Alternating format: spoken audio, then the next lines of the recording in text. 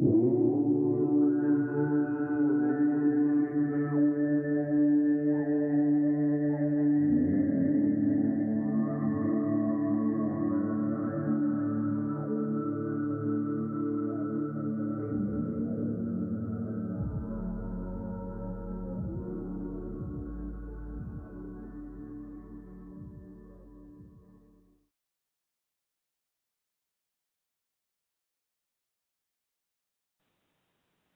evening, everybody. This is Elizabeth Diamond with Diamonds Forever 31 show on Mondays from the Diamonds Network.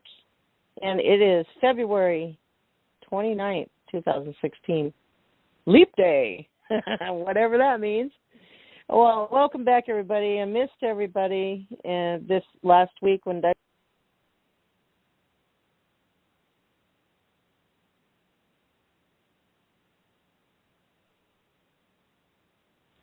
you went out, Elizabeth. Nobody can hear you. Hey, Liz, I'll just do the law of one real quick here while you get back on. And we'll do it again, Chris, in a few. But just let's start this call off with just I invite everybody in the cosmos to join with us. So here I am. Hey, Liz, I'm going to do a quick law of one here. Well, I want to introduce that first. Okay, so okay, go ahead. We'll do it. Yeah, go ahead. So I'm just saying we missed each other, everybody, so welcome back, everybody, and onward we go. So, yes. All right, so just want to let you know, one-stop shop, the Diamonds blog. Candy did a special over the week, just an impromptu with Amy, and that's up on YouTube. That's getting lots of people coming to that. They even came and listened to the link as I put it on the blog before it was up on YouTube. And there's a lot of people calling on the dial-in number to listen to that. So, and Misty came in earlier and said she's been watching some YouTube sites of other people, and they've like tripled in the last month or doubled in the last month or so of people watching. So that's a really good sign. Sign and wonder makes you wonder, but that a lot of people are awakening and hungry for the truth. So that's great. So that's Diamonds with an S Forever 31.blogspot.com. Be sure to go to the right-hand side. The YouTube channels are there. And promotion, 30% off of healing music, sound healing music. It's not very expensive music. It's really awesome. I listen to it all the time. Cynthia and Chris's links are on there and some other links. So, and keep up with what's going on in the world and learning who you really are through this blog. So with that, we're going to start out tonight with the law of one. We're going to say that a couple times just because. We're going with the flow. I'm learning. I hope you guys are learning every day to go with the flow, even fine-tuning that every day, going with the flow. God will put people in your face to remind you to go with the flow.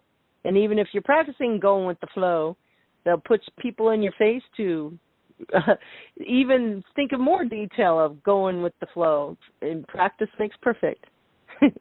Anyway, okay, let's go with the flow. And let me just do the first part of the prayer, Cynthia, and then you do the law of one. How's that?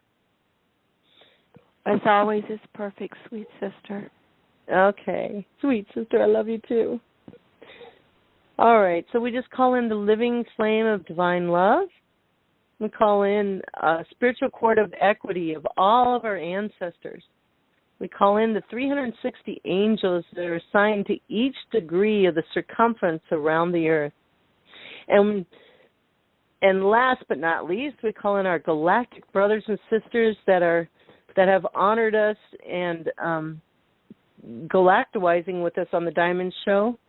Our galactic brothers and sisters that we talk to a lot, and ones that listen, and ones that will join us in the future. We call you in. We call in our higher selves, our spiritual, mental, physical, emotional selves of all of us listening and everybody listening here on Earth and beyond. So thank you all for coming. And now, my dear sweet Sister Cynthia with the Law of One as we all attend and intend. And I just want to say, as I always do on these calls for new timers, this is the original law of creation. And I think as you hear it, that will become real obvious to you.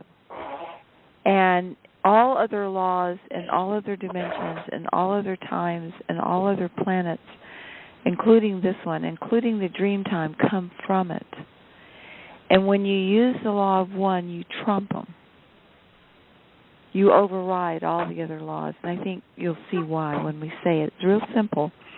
And you want to learn it very, very well and use it. You'll be amazed, I think. I certainly have been. For 50 years, I've been amazed. It works on physical, emotional, mental, and spiritual issues, both inside yourself and outside yourself. And it goes like this. Liz, did you want me to do a line and everybody repeat it, or do you just want me to do it? You just do it. Okay. Please. Okay. The way I do it is this, just exactly like Liz did. I just invite everybody to come in. I invite my divine immortal self. So I'm inviting the divine immortal self of everybody on this call to come and be with us now. And I am actually inviting the divine immortal self of everyone on this planet to come and be here with us now through all incarnations and all times and dimensions, including the future, to come and be with us now. And I am asking all intelligences, whether we know about them or not, or have names for them or not, to come and be here with us now. And I thank you all for coming. I thank you all for being. I thank you all for whatever it is you're doing, because we're learning so much from it. And I ask that only your highest good happen. And now that was just a prelude that I've come up with. And my preludes change. Believe me, they change. But here is the law of one. And I'm asking all the beings that we've just called in to join with me silently as I say this law. And I want everyone to remember it, superconsciously, consciously, and subconsciously, because it will save your life, and it will save the life of everyone. And this stuff activates the DNA, okay, guys? It really does. It's been scientifically proven. When you say this law, it changes DNA. So it goes like this. This is the law of one. Here it goes. We are all one. When one is harmed, all are harmed. When one is helped, all are healed. Therefore, in the name of who I am, and I am one with all there is, I ask that only the highest good of all concerned happen. And I give thanks that this is done. This is done. So be it. So be it. And so it so is. it is. That's it, folks. That's the law. Thank you. Thank you. Thank you so much. And great. That's a good start to every show. Yes. It's really good for every show, and every day is a show in your lives, you guys. So it's a good start for every show. That's what I mean, for everybody. All right. So do we have Lily? I just want to see if you're here. Just star 6 if you're here, and come on in. And I'm here. There you are. Let's do. Missy's going to read us a card for all of us tonight, and then that'll take 5-10 minutes, and then we'll do the law of one, and then we'll go to Cynthia, and then we'll go to Chris. How's that, guys, for the lineup? Well, aren't we going to do the candy jar treats before Chris? And the candy. Oh my goodness, the candy jar treats. Yes, we're not. I'm not going to. I've been waiting for those candy jar treats. We got to have those. Yes, indeed. Oh my goodness, how can we forget the candy? And I love sweets. Anyway. Okay, Misty, come on in, and then Lily, you're up on deck. I don't know why I'm being baseball lately. So, Misty, are you there? *6 if you're there. Maybe we're going to do Lily then. Misty, *6. Do, do, do, do. Okay, well, let's do the law of fun then first. Lily? Okie dokie. Hey, I want to... Hold on. Hear me? Oh, there she is. Okay, hold on, Misty. Wait. Okay, 1 second, Misty. 1 second, Misty. Stay there. Lily, stay there. I was just going to ask you, Lily. Me and you haven't had any co-host and hosting lately. Just wanted to know if you have anything to share that's been going on in your life or the world. Well, it's actually like kind of laugh at yourself material. That kind of would apply. It would apply to the law of fun at my expense. Okay. Well, that's good. We all should laugh at ourselves because, hey, it's all just experience. And it's not good or bad. It's just experience to help us grow in all kinds of ways. Oh, my God. Okay, Misty, we got to wait. We got to do the long one because Miss Girl's here, and she's got the fever going. She's got the fever, the energy going. Go for it, Lily. Okay, so you know how, so I'm going to kind of tell a little story, like, on myself, and some of you may think it's funny, some of you may not, but you just got to kind of just imagine, go there with me. I am okay, all right, so, and while you're listening, just, I'd like you to smile, like, bring your cheeks up and kind of grin, and while you're listening. Okay, so you know how we can be forgetful and whatnot, and it was getting like semi-dark, and my husband and my daughter were moving this like outdoor kind of couch that we were getting rid of because it's trash day. So I see them, and I walk up, and now I installed a screen so we can leave, and I live in Florida, so I can slide the doors away, but I had closed the screen so that, the bugs don't come in. So I see them walking, and I'm going to go offer them help. So I go walking right through the screen. I knew it. Everybody laugh. Come on. I walked right through the screen. Okay, everybody can laugh at that. I'm good. I just scream.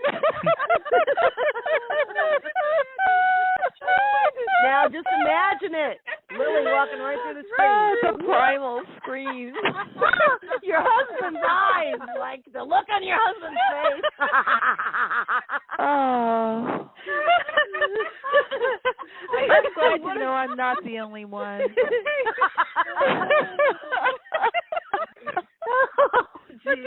What did your husband say? What'd they say, Lily? What'd they say? How'd they react? Well, they made sure that I was okay, but what was so funny is I did not tear the screen. I only bent the frame and literally ripped it out. Wow. You went through the veil. You'd have thought I was like the Hulk or something. No, that was a sign and a wonder. It makes you wonder. You broke through the veil, girl. That's literally, that's a prophetic thing in your life. I know. You broke through the veil. Exactly. It's like going through. Well, you may have hit some important acupuncture points going through that screen that you really needed, and that was the only way your higher self could do it. No, I did skin my nose on the screen. Oh, my God. Oh. So imagine your nose getting flattened to your face by a screen.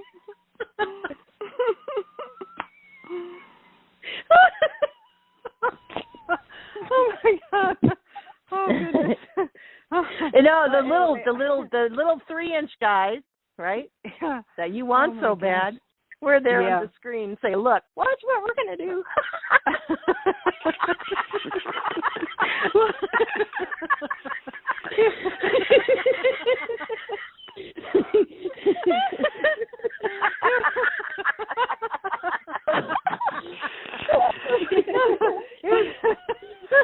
They're laughing now. I can feel them. Yeah. Oh, God. Yeah. It was the right color of darkness for me to not see. They just totally blended in. Oh, my God. I was practicing walking through walls, right? Yeah. You start with green. Upgrading. Practice makes perfect. Yeah. It wasn't too bad, Lily. You did great. Oh, gal. No. Well, thank you for that, Law One. A fresh start, as always. Thank you so much. Yeah. So have fun. Anything else? Have fun. Oh gosh. Yeah, you're mentoring us in action. Thanks. We're looking forward for more of those stories. Okay. Yeah. So break through any barriers. Oh my God, yes, with happiness and laughing. Yeah. and live to laugh about it. You're a prophetic philosopher, happy tone is what you're turning into, girl. What does you say? When it comes to fun, I'm all ears. When it comes to what? When it comes to corn, I'm all ears. That's so corny. Oh my God. Oh, Cynthia. That was 2/3 of a pun.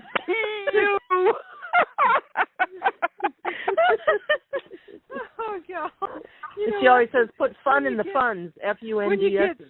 Yeah. Listen, this is the funds. We've all been waiting for the release of the funds. It's fundamental. Okay.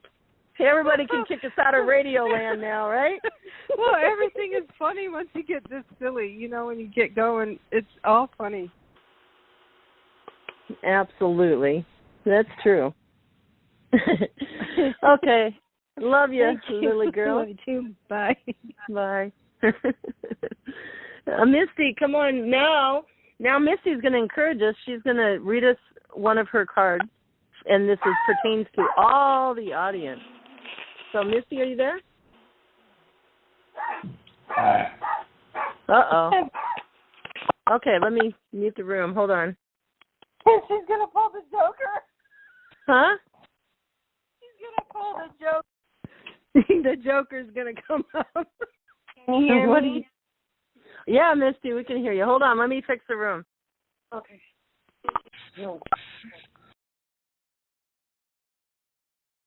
Okay, Misty, go for it. Well, I want to hear what the universe is saying to us on Earth tonight. Well, the Diamonds audience and everybody listens in the whole Earth, but it's all good. Oh, my goodness. Okay, can you hear me? Yep. Okay, well, here's the thing. I'm going to do a 9-card reading, and since you said you'd give me 5 to 10 minutes, I'm organizing it right now so I can get through it within 10 minutes. So I need a few more minutes. Were we going to do the law of fun and get that energy out, or did we already kind of do that? You got to go back and listen to the phone. You got to go back and listen. We just did it. So that's okay. Okay, go for it, girl. I'm not ready yet. I need a couple more minutes. Okay, to organize it so I can get through it quickly. So you go organize it, and anybody have come back to me. Anybody have 2 minutes of something they want to say? Come on in. That's anybody. Chris, Mayor, Cynthia, come on. Anybody? Somebody. I could say something. I just don't know what to say. So I'll tell you what. I'll do something. Oh, there was somebody. Who was that? Oh, there was somebody. Well, this was Lily. I was just going to ask if anybody's out there that was looking for their glasses. Oh no, they're looking for their what?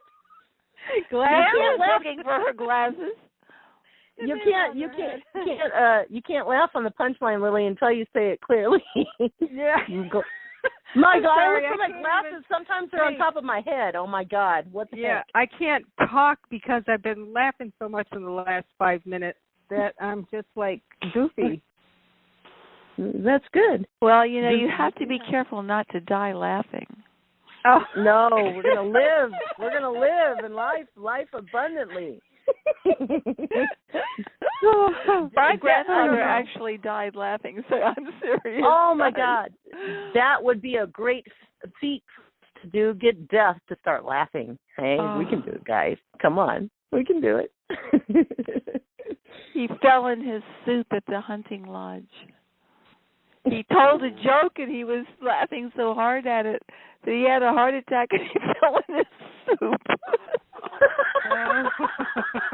What a way to go. It really happened. That's what really happened. Be careful. Oh my. Fell in his soup. It was a super way to go. Oh, you're so corny. You are so. How do you do this?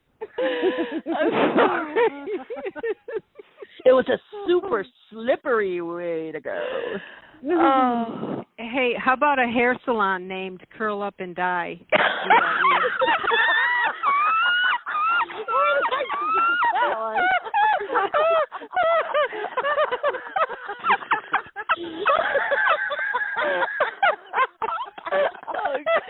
need to do a billboard on that one, y'all. That was good. Was it yummy like the soup? Oh, we don't know. He died. I didn't want that color. It was wild rice creamy soup.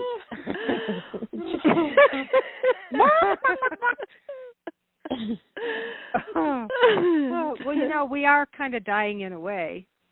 We are. We're evolving. Yeah, we're changing. We're shifting. The old, you know. Well, we're dying to the old and being born to the new. Correct. Are you sure? Yeah. Are you sure, or you think we're just like we're really like drunk in the air and we're just imagining it? You think we are really? All of the above. I don't know. I don't know. I think. Hey, we might be hallucinating. I think I'm being screened. Oh, you got to get out a free jail card, I think right? I got screened. Oh, we're playing Monopoly, and she got the free get out of free jail card. Oh, oh God. I'm going to make a Disneyland where you don't have to wait in line for rides. How would that be? I'm going to trump the Disneylanders. Elizabeth. Yeah. It's ma'am. Oh no. That's what you call stiffing death. You know, like stiffing as in standing up, as in muck mixing. Stiffing. They call dead people stiffs. Yeah. Lily gets it. Lily gets everything, even the screens in her face. Hey, don't get screened. Don't get screened. You might break through. It's a wild ride. It's just begun. Misty, are you ready yet? I'm here. Can you hear me? Did you hear that? Can you hear me now? Can you hear me? I can hear you. Can you hear me? Can you hear me now? Loud and clear, beautiful as ever. I'm kidding. Okay, go for it, Misty. Love you. Oh, my goodness. Okay, thank you. I love you, too. Okay, so what happened here is that I ended up doing a 9-card reading. It's called the 9-ring spread. And I didn't know you were going to call on me to pull one card, so I couldn't possibly pull a card while I had this. And then I realized that I should share it. So this is taken from the Shapeshifter Tarot. It's a combination of Celtic and Native American art inspiration, and I've had these cards for 18 years, and they're my very favorite cards.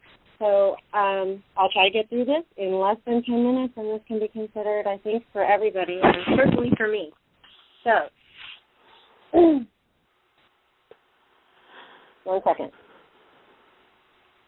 Okay, so here's how it goes.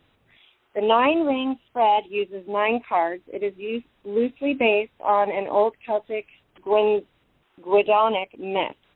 The pattern of the 9 rings set in place by the last of the great ones is now unfolding before us. Called the 9 rings of the Cordomenons, There are 9 frequencies or harmonics of light: red, orange, gold, green, blue, violet, white, gray, and rose. You can access the high magic structure, these 81 beings crafted by work with the 9 harmonics or vibrations of life, by tapping into these energies in the 9 ring spread to enhance your awareness and build your magical ability and skill. The spread for the 9 rings is symbolic of the threefold or trefoil and is grouped in 3 groups of 3 as shown above. Okay, so the very first card that I pulled is the red ring, and my charger wants to fail on me 1 second.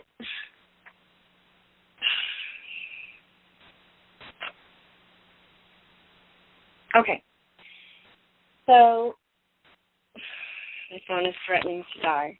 This is very strange.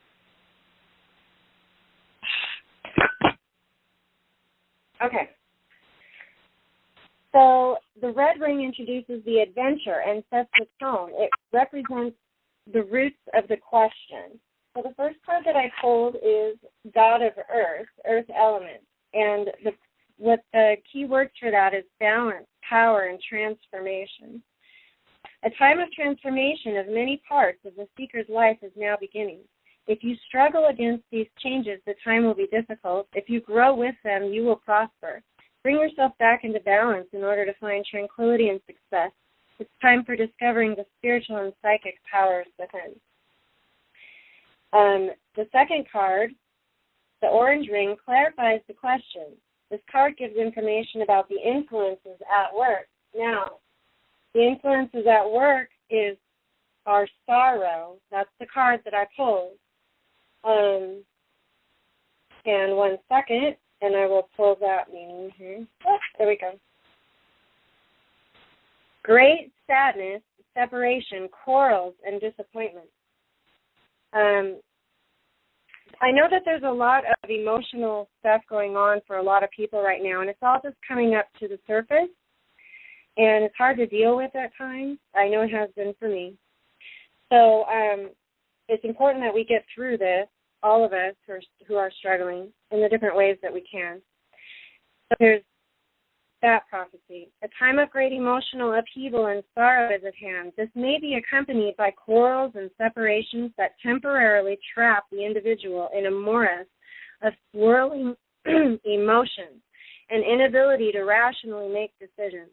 There may be the bitter end of a relationship with recriminations by both parties. This may also indicate an upheaval in the immediate environment that leaves one feeling helpless and a victim of circumstances. Step back from the confusion and hurt to see the reality behind the problem. Take time and great care in making your decisions. The next ring, sorry, I lost my page, signifies the gold ring fuels the question. It represents the mental energy surrounding the question. And that card is change.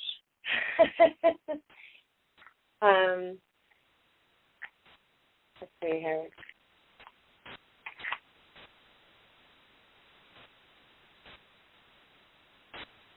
One second, I apologize. Where did you go, change? I stuck a bunch of cards in here to help me find things quickly, and it didn't quite work out, so I'll have it better next time. Well, it worked out okay because change is about being pliable, so we're being pliable, and you're being pliable. You're going to find it. Most definitely. Okay, so polarity, opportunity, expansion, and movement. Like the Ouroboros snake that consumes itself, the change card reminds us that the only thing certain in this life is continuous and constant change. Change expands your awareness and magical ability as you embrace the harmonious interaction of the elements in constant motion.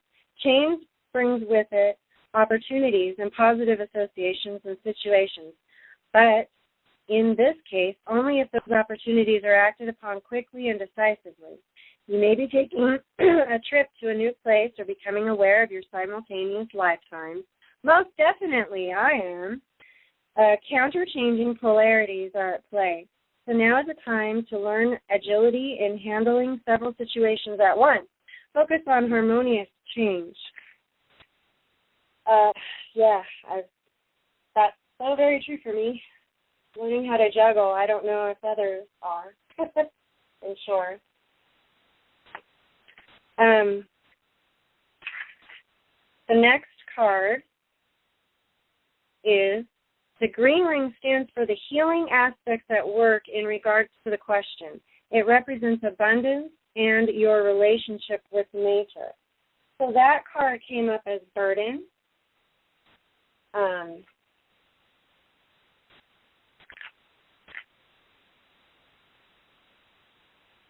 And that's trials, wasted energy, and distress.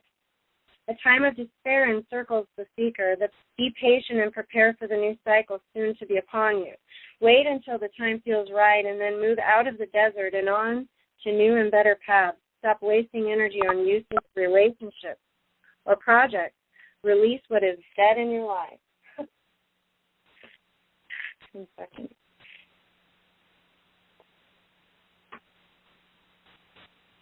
I just find this stuff so amazing.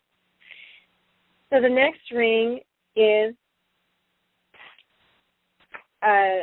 the blue ring, and the blue ring tells us what the sensations and body feelings may be. It is a card of sensuality and stellar energy. And so that card was legacy. Earth element, legacy. 3, 4, 5.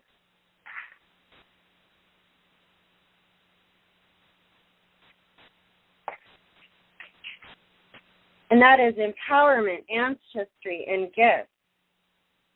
This card is a card of earthly power, vitality, and surplus energy. It is up to you how to implement and apply your energy and efforts in practical and tangible ways. Material success is indicated when you draw legacy, as well as good physical health and well-being, empowering and taking care of yourself. You become the steward of your energy and existence. By honoring your personal domain and understanding the qualities of your inner and outer self-created castles, structures you have built through thoughts and actions, you learn to hold on to what works and let go of the rest. There is the possibility of an inheritance, legacy, and gift. You may become consciously aware of ancestral memory experiences. I wonder if that's happening for anybody else. Has that happened for you, Elizabeth? No, but this is so apropos. Wow, this is awesome. Good encouragement, empowerment. Thank you. And it only gets better because this is so awesome. So the next card is the violet indigo ring, shows areas and ways of empowerment. Okay, so you want to know what card came up to that? It's called Power. Called Power? It's called Power, and it's in the Major Arcana, and Power is success, change, and balance. Create movement and travel. Change, movement, and travel are indicated. A card of expanded spiritual ability and personal evolution. Power represents your ability to do many things simultaneously. We were just talking about that. Allow yourself to blend your cosmic and earthly power, understanding the boundlessness of existence, representing the universal principle of change, causation, and strength of will. Power is all about overcoming fear. The Power card suggests a time for centering and personal balance, integrating action and contemplation. Then, through choice, you are able to select changes that are fortunate, abundant, and positive. Change becomes an opportunity for creating new experiences and that expand your connection to oneness. This card indicates success and energy for those involved with the creative arts. Included is creativity in a tangible and usable form, where you will triumph over financial matters. dancing between tension and abandon. Beware of the human tendency to corrupt or indulge in feelings of power. This is a card of merging and mastery of our human animal passions, where opposing elements are positively combined and all is united through harmony and balanced opposition. The power is yours. Accept the thrill of the responsibility. Okay, moving on. I hope that this is speaking to people on this call and who will hear it. It is intended for all of us. Well, don't hope, just know. Don't hope, just know. And it is. It's like you are covering all the bases, the cards are. Yeah. Okay. So the next card is the white, it's card number 7, it's the white ring. Is the ring of magic and mastery. It indicates influences in your life that are magical for you. And that card is knowledge. And that's so true for all of us, because I know that we have all just been on a path to, and many, many, many more will be, and of just gaining knowledge, understanding. Okay, learning, integration, expression. You may find yourself using ritual as a gateway to wisdom. Learn to use your intuition, expressing your ideas and talents, and taking time to remove any obstacles and barriers that may present themselves. This card may indicate a time of initiation, integration, and synthesis. Tests of faith, hidden secrets, and agendas are all revealed. The power of knowledge can be explosive or stabilizing as you learn to freely bridge your spiritual and ordinary world. Knowledge points to a time of high spiritual interest, and you may find your connection to the divine strengthening proportionately. This is a card of commitment to yourself, another, to the goddess and the god, and of moving past family, religious, and cultural upbringing. Knowledge represents an increased ability to do deep spiritual work and honor the sacred within, and a time of inner hearing of the quiet mind. Okay, 2 cards left, and a couple haven't seen yet. So, just a couple cards I have not seen yet. So this is exciting.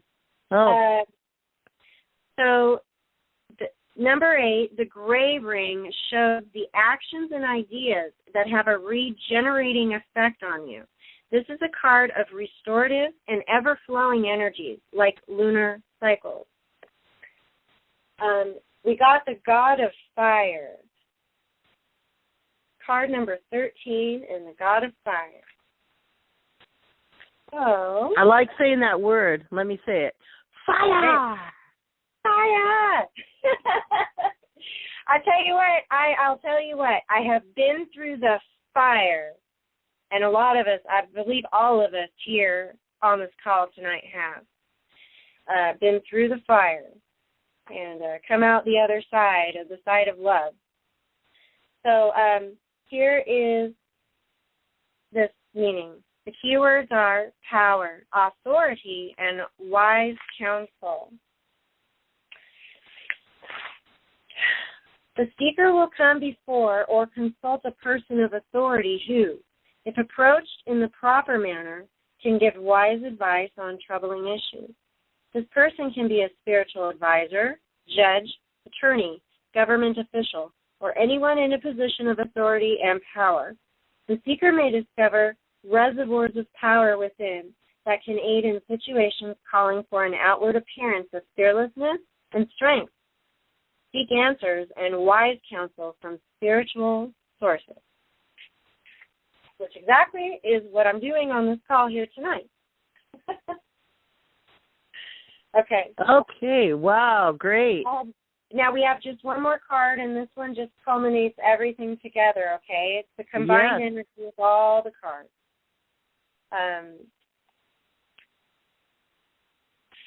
The rose ring depicts the end result. This is a card of inheriting. It is the sum of the energies of the rest of the rings, 1 through 8. We got Warrior of Water. Oh.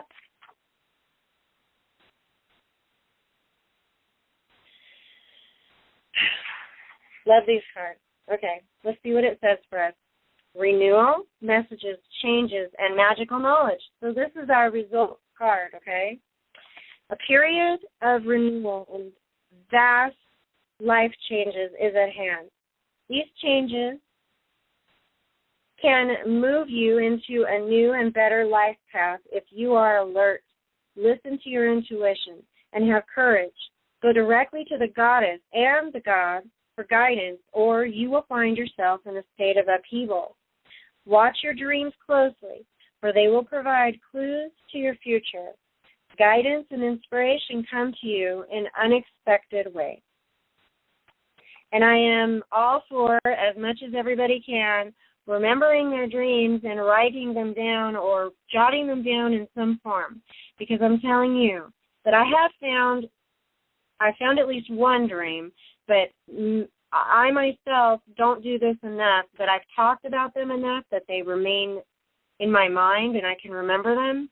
And dreams that I've had for 20 years are all making sense right now. And that's one of the ways that, God and the universe and all of our angels and everything speaks to us is through our dreams in ways in which only we can understand.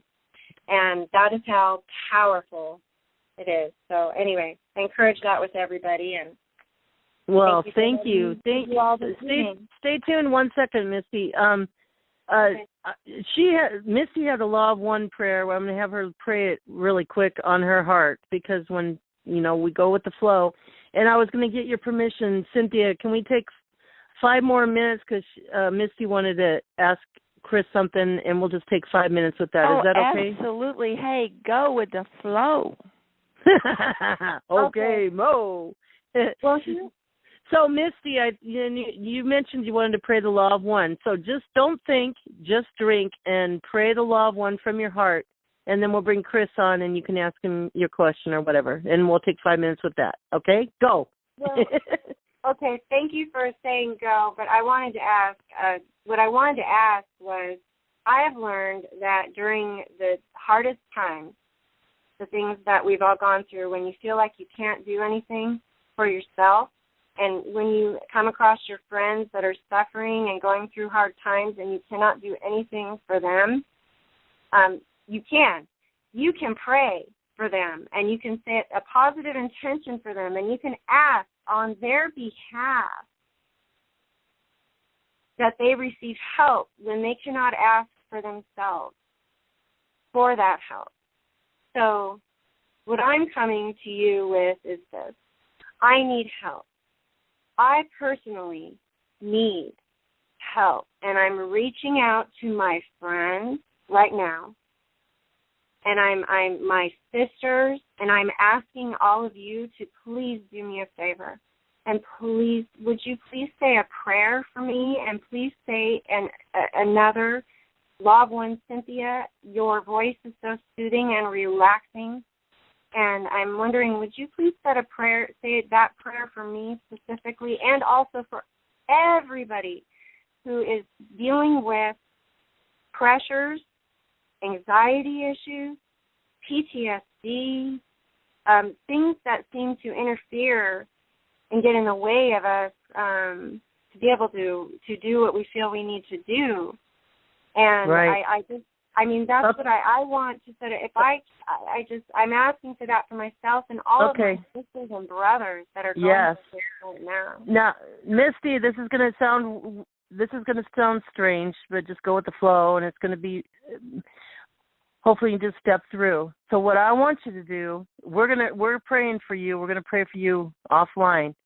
But I just want you to go into your heart and say the Law of One prayer as a little child. Just bring up the subjects that you're going through, and just pray it for through the Law of One, whichever way you want. Okay? Right now. Just let your heart flow. You want me to talk? Yeah, pray the law of one and just put in what you want with the law of one. Okay. So,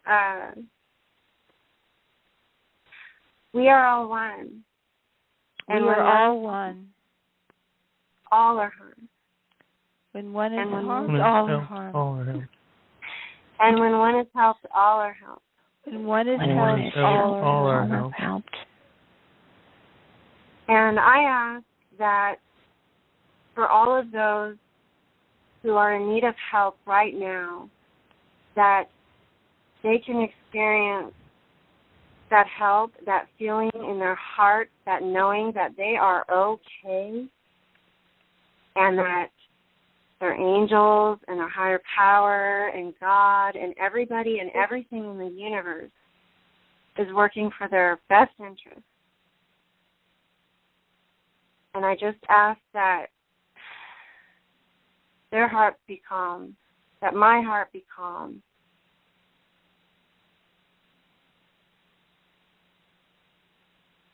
so that we can move forward, we can all move forward and deal with these pesky emotions that want to stop us physically. Okay, everybody, I want everybody right now to imagine on your left side, in front of you, all the emotions that are causing you concern. Be they fear, guilt, shame, terror, horror, shock, confusion, inadequacy, bewilderment, confusion, despair, hopelessness, tiredness, futility, bewilderment, abandonment, disappointment. On your left, in front of you, just see all those emotions, all those times in your life, and all your lifetimes when you have just suffered. And let that all be gathering, and ask those times of your ancestors and your genealogy, all their despair, hopelessness, fear, bewilderment. On the left, have everybody be doing this together in your imagination. All your ancestors, all your lifetimes, everybody is imagining on their left in front of them the heaviness, the crushing heaviness. And while all that is gathering, look to your right in front of you, and there ask that all the beauty,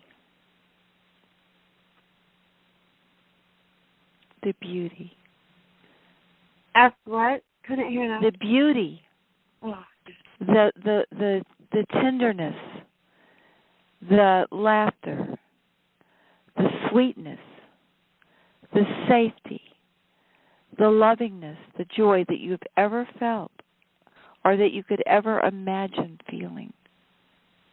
If heaven and earth were one, in all lifetimes, the beautiful feelings of love, of commitment, of satisfaction, of harmony, of happiness, of wisdom, of high inspiration, of enthusiasm, of faith, joy. Tenacity. Yes. On the right, imagine your own happy feelings from all lifetimes, past, present, and possible futures, from your divine immortal self, and all your ancestors, and all their progeny, all their happy feelings, all their happy memories, all their happy experiences that have ever been or could ever be, either in meditation or in actuality, on the right. And just take your time for about the next minute and a half. We're going to be silent here. And I want everyone to take time to build up these two sides. On the left in front of you is all the despair and on the right in front of you is all the joy. And just take your time. This is in your imagination. Relax. This is an exercise. And do a real good job starting now. Just imagine it, feel it, sense it, see it, hear it. Whatever is easiest, just relax and do it. If you can't do any of those, just postulate it. Just imagine what if. I have a problem. Yeah. I can't do it. Well, we'll do it for you. Without thinking about the sorrow and the sad, because I can't have one without the other, and I can't focus on it because it makes me so sad. Here's the deal. Ask them to do it for you. Ask all those selves, those moments, those times, and time and space to do it for you. You're the witness. You're just watching this on a screen in front of you, okay? Like magic. Okay. You're just like magic. You're seeing all your unhappy times on the left, and like magic, you're seeing all your happy times on the right. And it just happens like in a movie. You're doing great. And even if you have problems with that, ask your higher self to do it for you. Okay, higher self. Got it? Beautiful. Beautiful. Beautiful.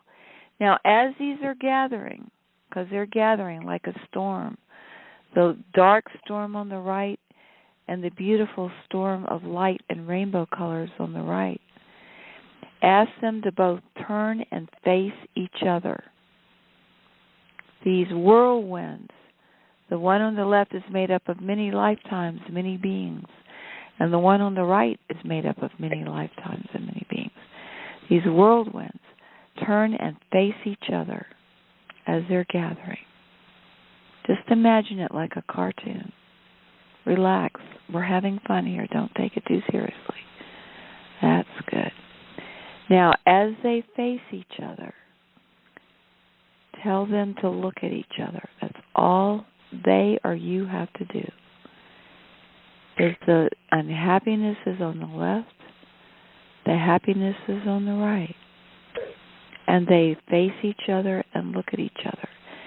So for the next meditation time of about a minute or so, in silence, just be there watching them, facing each other and looking at each other, starting now. Just let it be fun. Relax. It's just an exercise.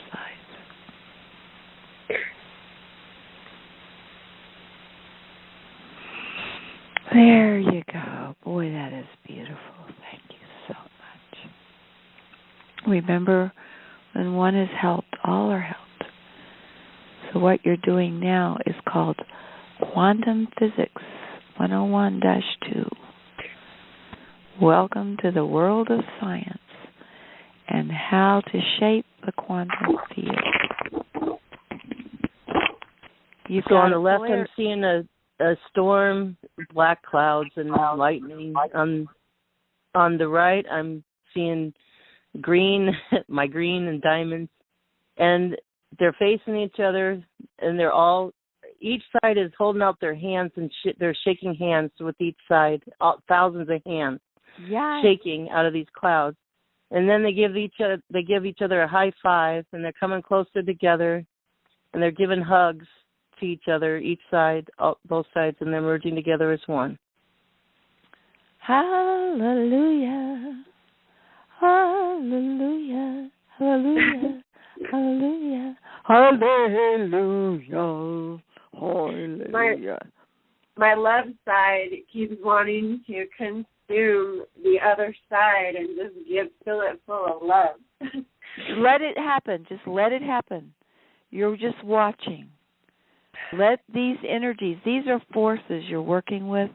You're working with a brain that has more neural connections than all the galaxies in the universe. And as you are imagining this, you're using the pineal gland. And you're secreting. Within 1 minute of doing this, over 100,000 chemical reactions occur in your body. You are being God right now, goddess. This is how it's done. That's why they give us videos. They want to give us the pictures they want us to imagine. And what you've just done right now is create what's called a triangle. Think about it. On the left was one polarity. On the right was another. They turned and faced each other and looked at each other, but there was a third point. And the third point was you watching them. This is sacred geometry. A triangle is the strongest shape. And it's the first shape. Because you have a dot, you have a line, then you have a triangle. So y'all, you've just made one of the most important triangles probably you've ever made in your life. Because what you just did shaped the quantum field. What you just did is high magic. Beautiful. Yeah. Chris, do you have a 2-minute word for Misty? Anything from you? Well, what I see, in my triangle first, I see these two other forces. At first, they were kind of headbutting each other, and then they just they started doing little dances and stuff like that. They look like when they manifested, they looked like little not clouds. They just looked like little people. At least for me, anyway.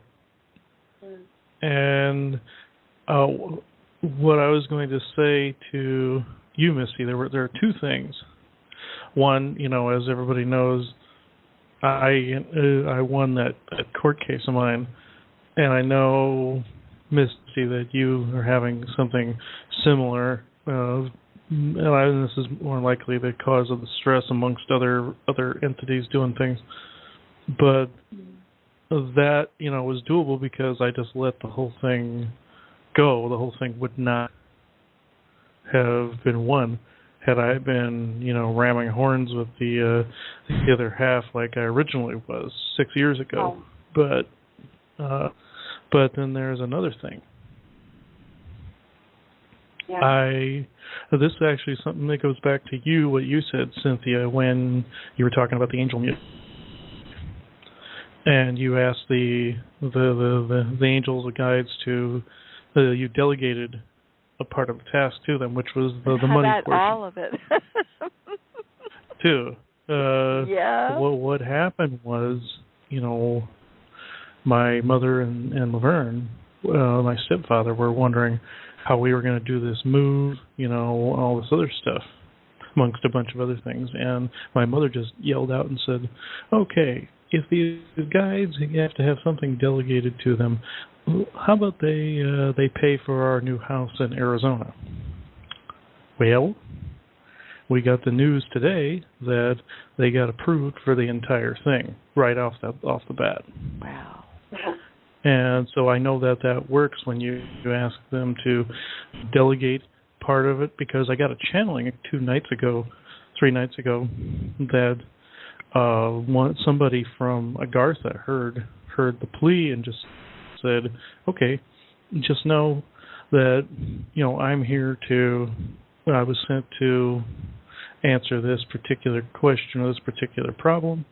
And then this person said, okay, you need the funding to do this. And I said, well, okay, how would you guys don't deal in this, how would you delegate the funds, the necessary funds?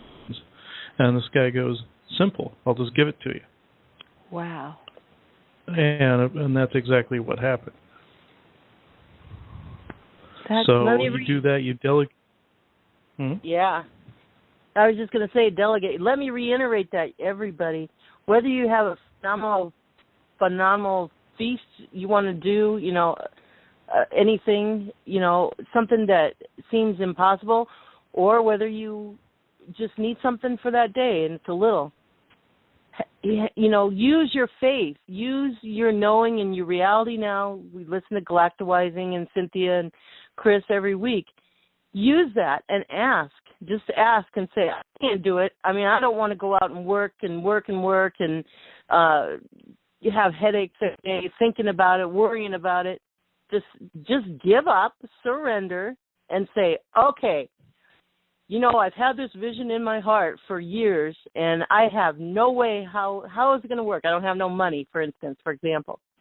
Okay, I give up. You guys, if you want me to do it, you show me and you make it possible.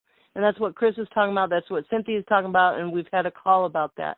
So I want to reiterate that. That's very important in galacticizing in your personal life.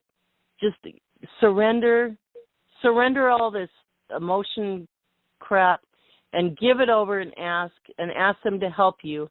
And you guys will then break through that veil of happiness into galacticizing with the brothers and sisters, and you finally see the reality in your own life that we have help and we don't have to do it on our own and, have headaches every day, depression, blah, blah, blah. Okay, I want to reiterate. Go ahead. Can I ask Chris a question? This literally happened to me today, and I'm curious about it. So when I have to go deal with life and with certain things that seem to trigger anxiety in me, like today, the last couple of days, I've been experiencing that heaviness in my chest, pain in my chest and my throat. I go out and try to sing, and it's like I have to force it I'm trying to break something free is what it feels like. Okay, today, and I get migraine headaches. So it's not uncommon for me to get a migraine. But today, while I was driving, I was in the throes of it where I had the pressure in my chest and the anxiety and the emotions and all that stuff, okay. And then I was driving and my vision got distorted as if I was about to have a migraine, and I thought, but it wasn't exactly the same. And my vision was distorted, but it felt like something was literally going in front of my vision on a different level. And it stayed there for just a few minutes, and then it finally left after maybe 5 minutes. But I want to ask about that, because this is my issue. I can let go of all this. I can give it to God. I trust God. I really and truly do. I do. But where I have problems is when the emotional side of things kind of takes over. I want an answer to this. I need an answer to this. I've done all kinds of self-help stuff. I'm definitely much better, but it's still stopping me from moving forward. So I want to specifically address what I experienced today while I was driving and that blocking of my vision. If you or somebody wants to come forward and has an answer. First off and foremost, there's a book by Raphael Kushner that you need to read. That's Cushnir, Raphael Kushner, and it's called The One Thing Holding You Back. And it'll tell you how to work with the emotions. Right. It's easy, it's simple, but it's a skill. That's really important for you to get that book on Amazon, along with Chris's book, of course. Yeah. Well, see, I would love to read that book, and I'll have to figure out how to get it for free because I don't have any money. Okay, well, then I will tell you what to do. Are you ready? Yes. I want you to go in your body and find where the tension is. Just check your body where the tension is, the greatest. It's in my heart. Okay, put your attention in your heart area and feel. You don't have to label the emotions. If you do, you do. But it's better if you just connect with the emotions that's making your heart feel the tension. And just everybody, we're going to be quiet for a minute while she does this. Just put your attention in the heart and ask the heart what emotions are making it feel tense, and connect with them. Don't worry about us. Just take all the time you need. And all of y'all, while she's doing that, check your own bodies where there's tension. Could be your shoulders, your feet, your stomach. Could be all over. Could be your eyes, your head, your neck, anywhere. Just check where the tension is. And start where it's the greatest. And just ask what emotions are making it feel tense. And when you start feeling them, your head's going to want to logic think about it. The less you do of that, the best. The best thing to do is just to connect with the emotions. Now, to the extent that you can connect with the emotions, it's like taking a shit. You have to go in there and shut the door and do it. I don't care if the house is on fire. And when you have these emotions in your body, connect with the emotions. You take the time. And as you connect with the emotions, the temptation is to be afraid of them or to shut them down because they aren't pleasant. But no, you connect with them. And it is the connecting with the emotions that diffuses them. It's like letting the air out of a balloon. It's like having a bowel movement. You have to relax and connect. And while you're doing this, if you will move your eyes, probably it's best to close the eyes, but move the eyes from left to right to left to right while you're connecting with the emotions in the body that's making it tense. And just go through the horror, go through the pain, go through the shyness, go through the confusion, go through the, oh, mommy and daddy don't love me anymore, go through all of it. The world's going to end. I'm going to end up on the street. I'm going to die of old age. Whatever. Feelings. And in a very short period of time, you'll be absolutely astounded. You will feel much better. I want to reiterate that. The eye movements are very important. If you don't do anything, and you're feeling deep emotion, and even like your deep emotion, Misty, that you're going through, believe me, I've been through a lot of that. The eye movements. Very important. Do it. It's very awesome, you guys. I mean, it's very awesome. You do that and just sit there, and you can feel it. They just go away. They just diffuse and go through the whole brain area. They just go away, and like, how did that happen? It's magical.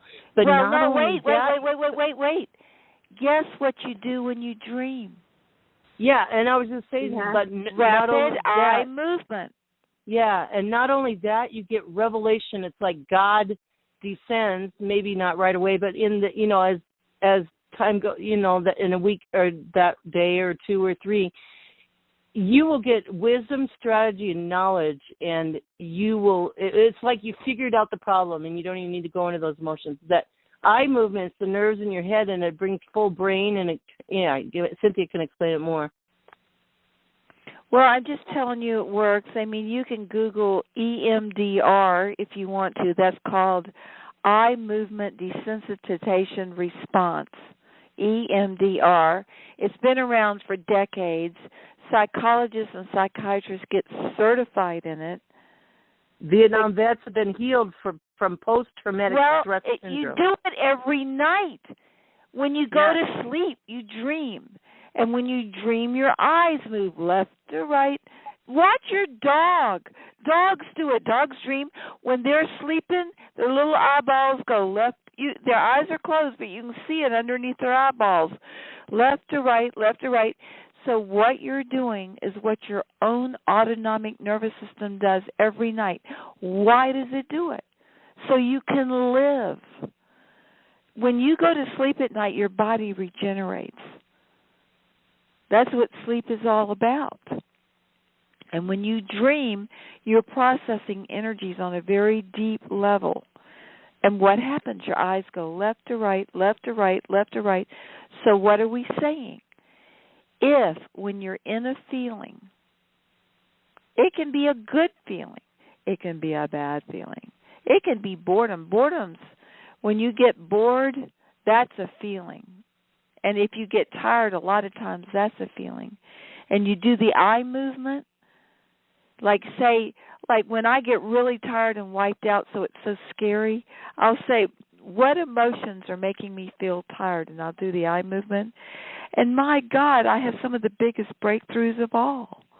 But the eye movement is cheap. It's do it. Absolutely. We're self healers. Literally, we'll get to where we. Yes, so that's a healing tool, a magical healing tool, if you will. So as far as my I've been documenting everything that I've been going through, and documenting all this stuff, even with what Chris helps me with. So can Chris tie anything into, like, what's the? Do you have anything coming to you or that you see as far as, like, what I'm experiencing, what I experienced this afternoon, or anything like that? I can just try to understand You said that something passed in front of your vision, like okay. I just feel that was I keep seeing like a bird form, so I feel that was a guide that passed in front of you. I just keep seeing like a transparent bird that passed in front of you, like with a wing that flopped in front of you, like really quick. Beautiful. Mm-hmm. Now what I do, Misty, and those kinds of things, I take that and I run. So he said there's a transparent bird. So now I know it's hard, but just push through this, okay? With the eye movements, you can do this. Now let me finish. Then you just go to your closet and you keep asking that question. What was that bird? What was that transparent bird? Is that my guide? Who are you? Talk to me. I'm asking. Please enlighten me and see what happens. Okay. Thank you, Elizabeth. Thank you, Chris. Thank you, Cynthia. You're welcome. Okay, thank you guys. That was great. Awesome stuff. Not just, it's for all of us, you guys. That's great. Okay, Cynthia, take it away.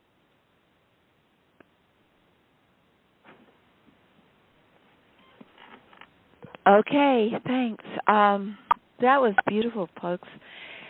It's interesting, Misty, that tonight of all nights you did the 9-card spread, because the north node of the moon, which is where the direction that any chart is headed, for 9 o'clock tonight Eastern Standard Time, which is,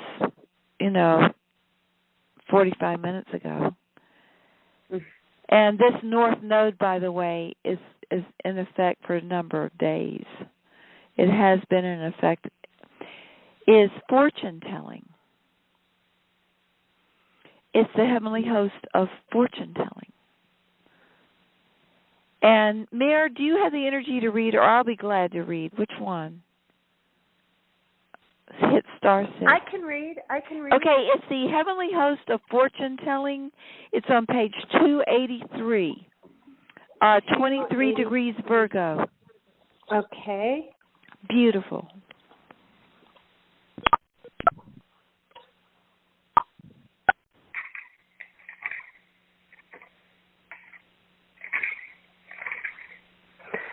Okay. 23 degrees Virgo. Elepinon, the angels of fortune telling. Beloved, from the beginning of time, we have instructed and trained experts in the mantic arts.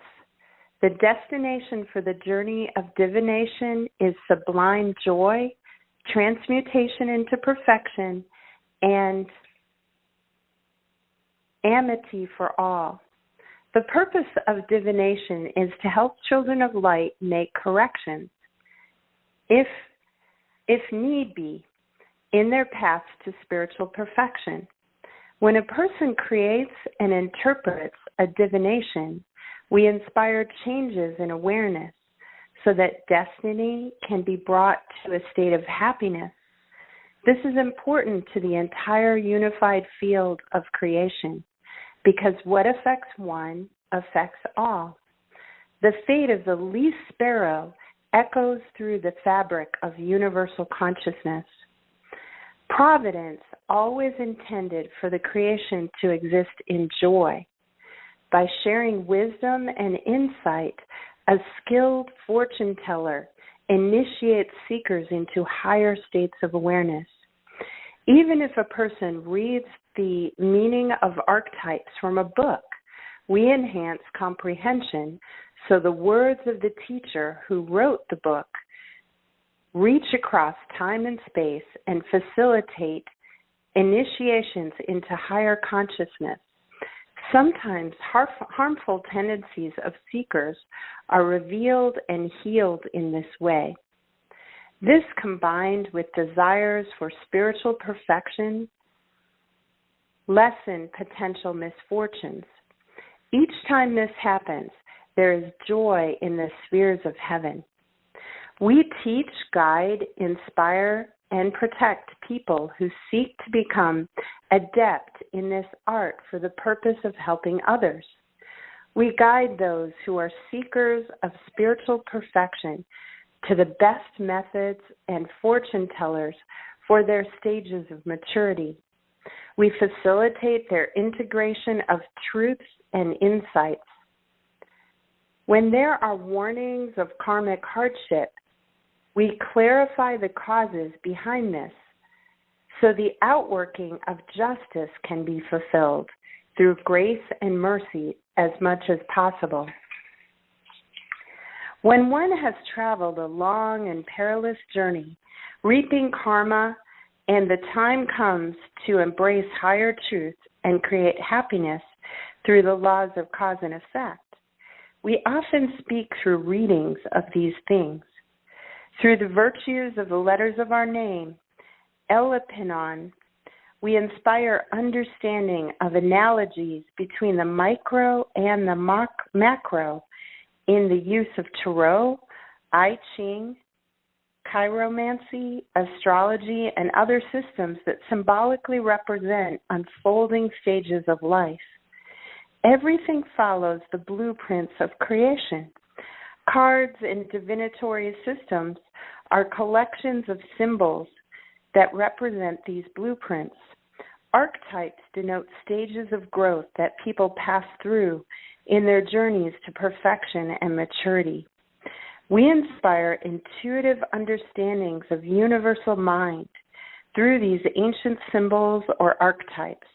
We inspire seeing symbols form in smoke, in fire, in patterns of geese flying over, and countless other means. Throughout history, we inspire mandalas that reveal, through analogy and archetype, the status of people's psyche and development. When we receive an inquiry from one who is using these symbols, symbolic systems for the highest good, a connection between the intuitive mind and the reader and the all-knowing aspect of divine mind is strengthened. How does this happen? In meditation, we can get together, take a journey through the divine virtues that are symbolized by the letters of our name. Ella Penon, the angels of fortune telling, 23 degrees Virgo. Yeah, and just to let you know quickly what the letters mean, especially for the new timers, and my time is probably about up for tonight, but we'll be back on Thursday, me and Mayor and Marianne, with a very in-depth look at the next moon event. We do new moons and full moons, so we're on twice a month. So this Thursday we're on. It'll be exciting. But let me just tell you what the letters of Elepinon mean. The name is Elipinon. Just quickly, E is omnipresence. When you meditate on omnipresence, you feel one with everything. You feel one with God. You feel one with everything. With L, you meditate on all the divine virtues taken together, of whatever sort they may be, of the highest divine virtues, all of them together. I is cause and effect. You meditate on causes and their effects. And you understand how length, width, depth, and shape and weight occur. With cause and effect, you can understand why everything is the way it is. P is the longing for spiritual perfection and unity with divine light. It's the longing for beauty. Then you have another I. Then you have an N. N is divine happiness. It is the seventh heaven of delight. It causes cohesion and creation. In other words, when things are happy, they stay together. A relationship that's happy will stay together. An environment that's happy will stay together. A world and solar system and galaxy and universe that is happy will stay together. Then you have an O, which is seeing through the eyes of love so that justice and harmony occur, and then another N. So let me turn it back over to you, Liz, unless you want me to do more. I mean, I could rattle on here for about 40 days, but it's a beautiful chart. I mean, I can come back in on Thursday and we can do more. Oh, I can't wait till Thursday. If there's anything else on your heart, go ahead and... Well, I just want to tell everybody right now, there's a lot of occult stuff going on. I mean, that's like telling people water is wet. And it has to do with emotion. If you study quantum physics, I recommend the books by Greg Braden. He worked with NASA. It is emotion that determines what happens in physical reality. Emotion, feelings like being happy or sad, determine what is going to happen next.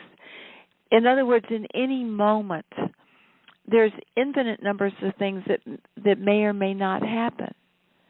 But what determines out of all those infinite possibilities is your emotions. So naturally, if you're feeling negative emotions, you want to heal them as quick as possible so you don't attract. It's like in the Bible where I think what Paul says, "Lo, what I fear has come upon me." Yeah, let me add, Cynthia, that's why that eye movement, when you're not sleeping, because you do it when you're sleeping, consciously do the eye movement, get it in habit, because then you put those emotions like in neutrality, and you just see what happens to your world. Yeah. Well, what actually happens to the emotions when you do that? You see, your eyes are the only exposed nerves in the body, and there are two ends of what's called the optic nerve. And if you'll look at Gray's Anatomy or go to Wikipedia, you'll see that nerve operates the pineal, hypothalamus, and pituitary glands. And when you shift your eyes left to right, it's like any other kind of exercise. You create changes in the body. But in this situation, you're actually activating, you're massaging the optic nerve and these major glands that control your whole body in the middle of your brain. And what you're doing is you're shifting the energy, because where the attention goes, the energy flows. Wherever you look, the energy goes. So even if your eyelids are closed, but you're moving the eyes left to right, you're shifting the energy from the left hemisphere to the right hemisphere across the corpus callosum, which is the connection between the two hemispheres. And you're activating the parasympathetic nervous system and the sympathetic nervous system, like breathing in, breathing out, breathing in, breathing out.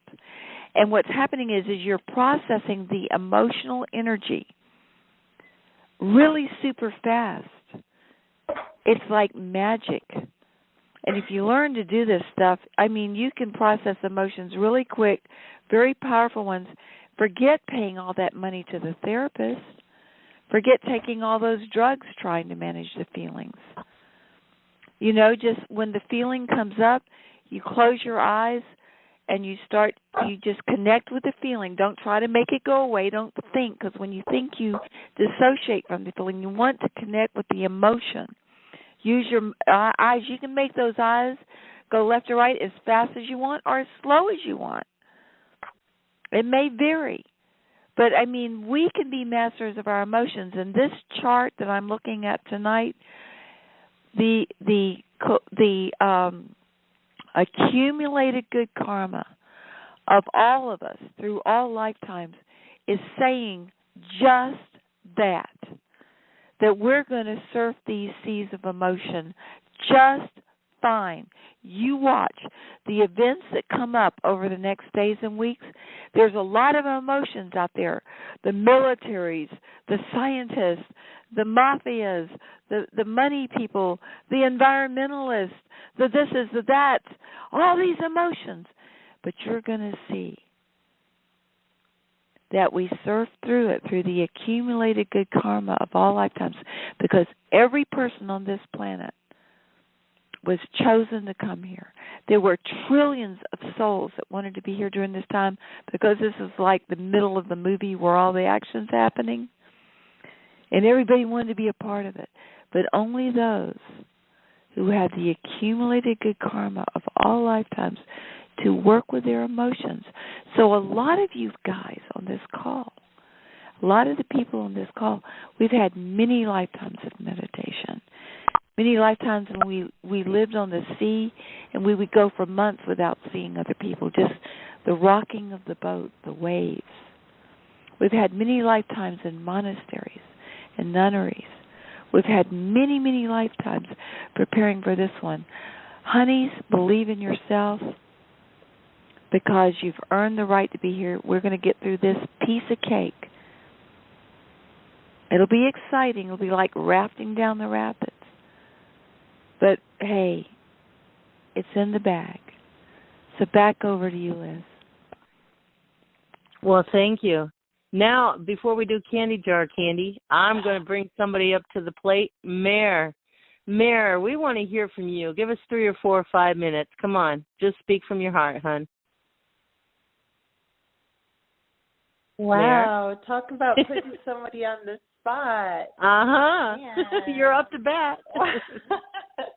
Just start talking, and you're going to flow, because you're beautiful. I will tell you guys, I have been healing from a car accident. So my brain is healing. I had soft tissue damage, but it is healing. And I tell you what's been healing the best of all.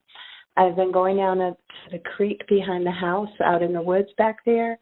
I found a creek, and I'm taking my shoes and socks off and walking on the earth, and then I put my feet in that water and down into the mud, and I say the law of one.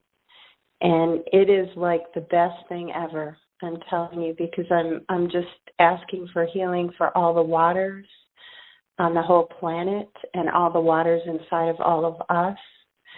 And then I ask for healing of all the air and all the land and all the fire. And it's just so beautiful to be in nature and just connect with spirit and pray.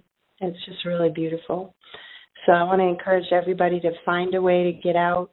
The weather's going to start getting really nice. The robins have already come. The geese, oh my gosh, when I hear those geese fly, it's just like they're saying, welcome home, welcome home. So it's coming. Everything is singing. Everything is waking up.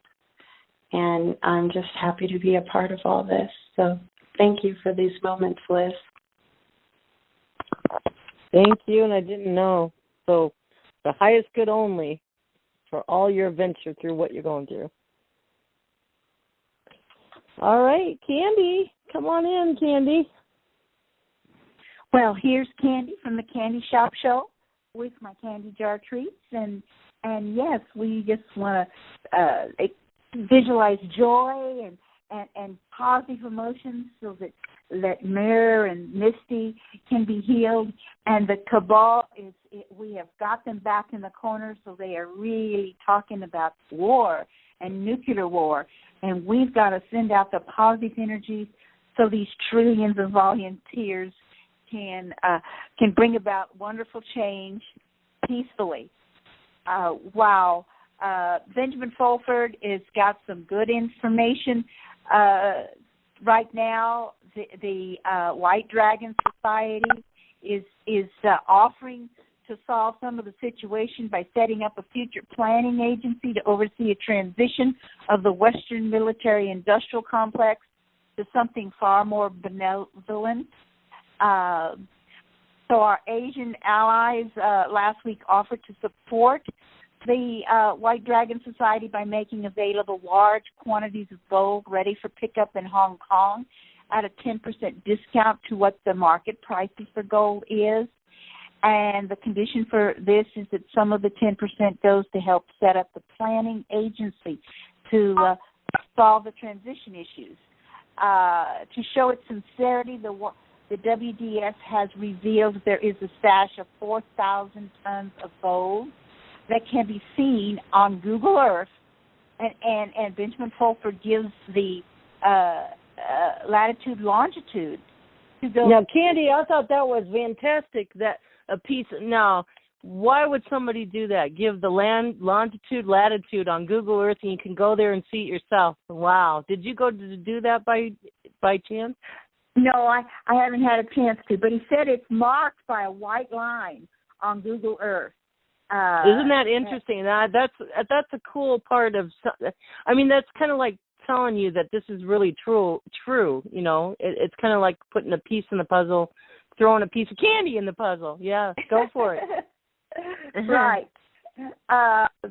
You know, the situation is tense in Indonesia, and so there's a lot of pressure there. I just hope everybody will go listen to Benjamin Fulford. It'll be up on YouTube in the morning for sure. It's always on the Diamonds blog. It's already blogged there. Yes, it is, and that's you know where I saw this. So the BRICS is getting more power and working alongside the Asian Infrastructure Investment Bank, and so there's just an awful lot of things going on. The U.S. military also say they are standing ready to enforce any decisions by the International Court of Justice at The Hague over territorial disputes on the South China Sea. So it's just what all is going on. There's let's see, the Chinese has offered $35 billion to help the infrastructure there in Indonesia. And so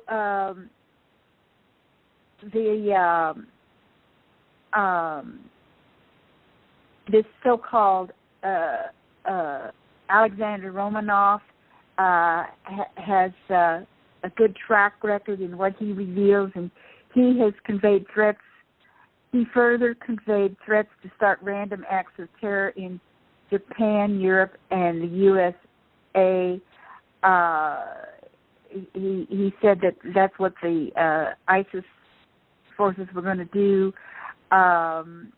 and so we backed them in the corner by cutting off the drug money, and some of us heard last week, you know, that when the Pope spoke out against the drug dealers when he's in Central America and South America, that they used a laser and attacked his plane. But, you know, the good is going to win out. There's all this good, great pressure. And you can see things that are happening because, like, in the last 72 hours, gasoline jumped by 30 cents a gallon after being low all the time. The stock market, this was Monday, it went down again. Last week they were able to push and get it over 16,000. But today it dropped some. The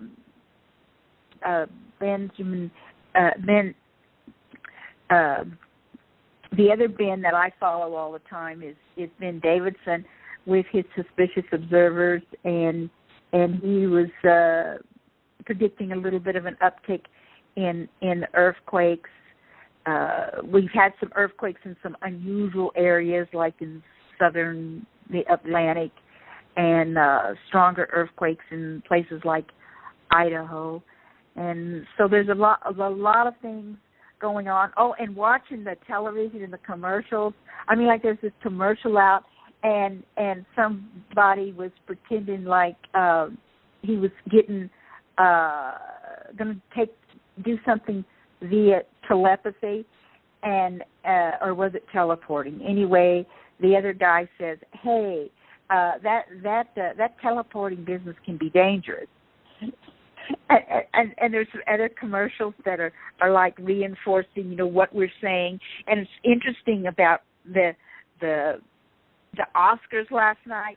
Here you had 50 young women come out on the stage behind Lady Gaga and to affirm, that they are survivors. They'd all taken a black magic marker and written "survivor" on their own arms. They had all been raped on their college campuses, and so there's this huge push to get this negativity out of sight, and then it was just a real shock to everybody.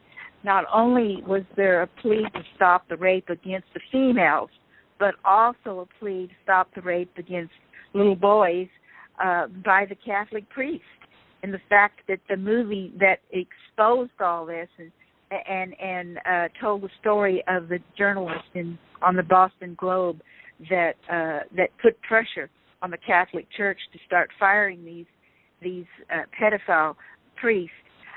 That movie, Spotlight, won Best Picture of the Year. So, boy, that's interesting that we're shining some light on some dark areas that the cabal has hidden in the past.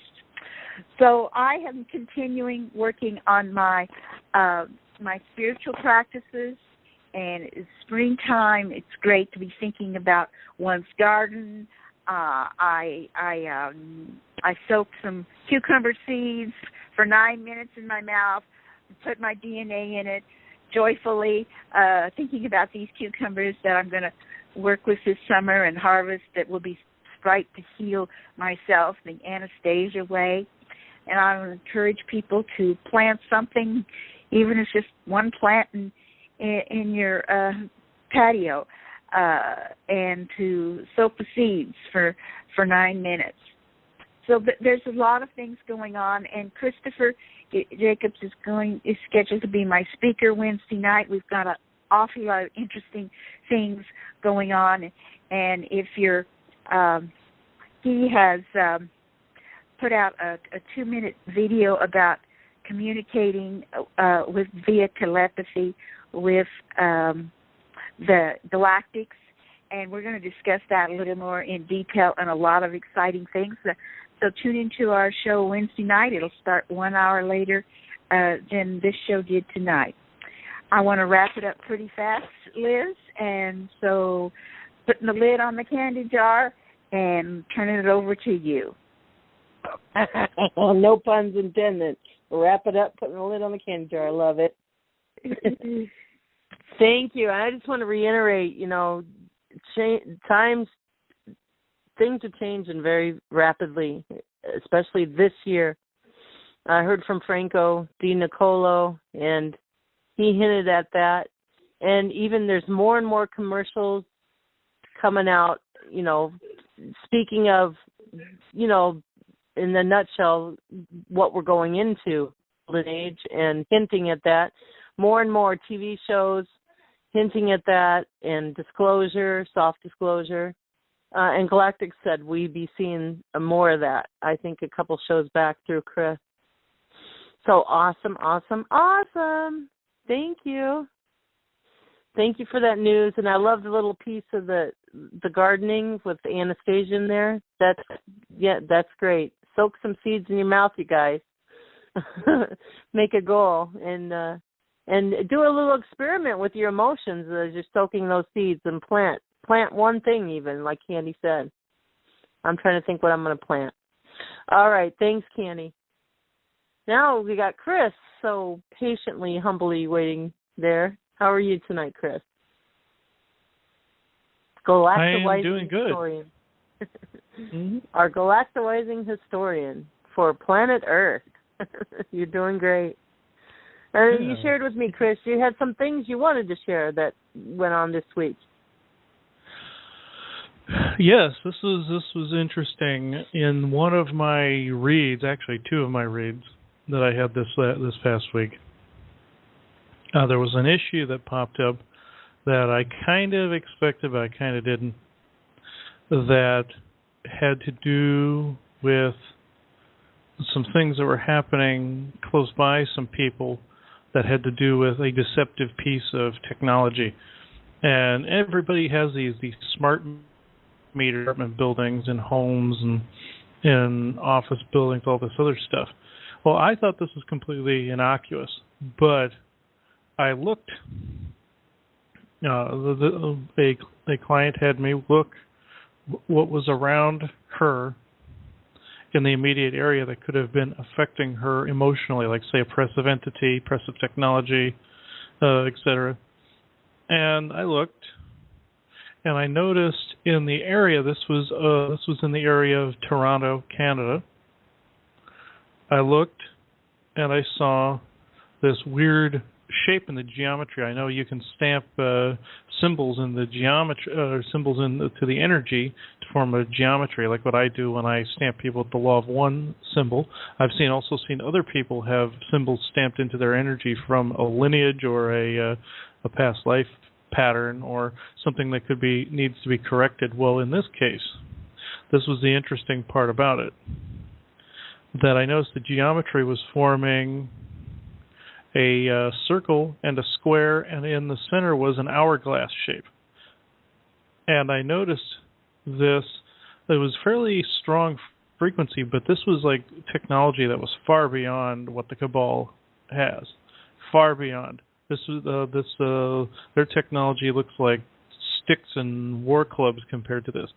And I looked a little closer, and this was like Anunnaki level technology. So what I did was I was curious as to who would come out and try to stop me if I fiddled with it. So I stamped it with the law. I replaced the hourglass symbol with the law of one symbol, and I revved up the frequency like 10,000 times. It's so creative, Chris. And then all of a sudden, I saw that there were these three beings that appeared. They were wearing like these one-piece uniforms, and they all had the hourglass symbol on their chest, like where the Star Trek symbol would be on like the Starfleet uniforms in Star Trek. And then I noticed they all grabbed their heads and they fell over, and it looked like they had died. I'm like, okay, what was this all about? And I've seen these type of individuals. They had tan skin and they had like almost lizard-like scales, but they weren't really reptilian. It looked like they had only a little bit in them. And this happened actually a second time.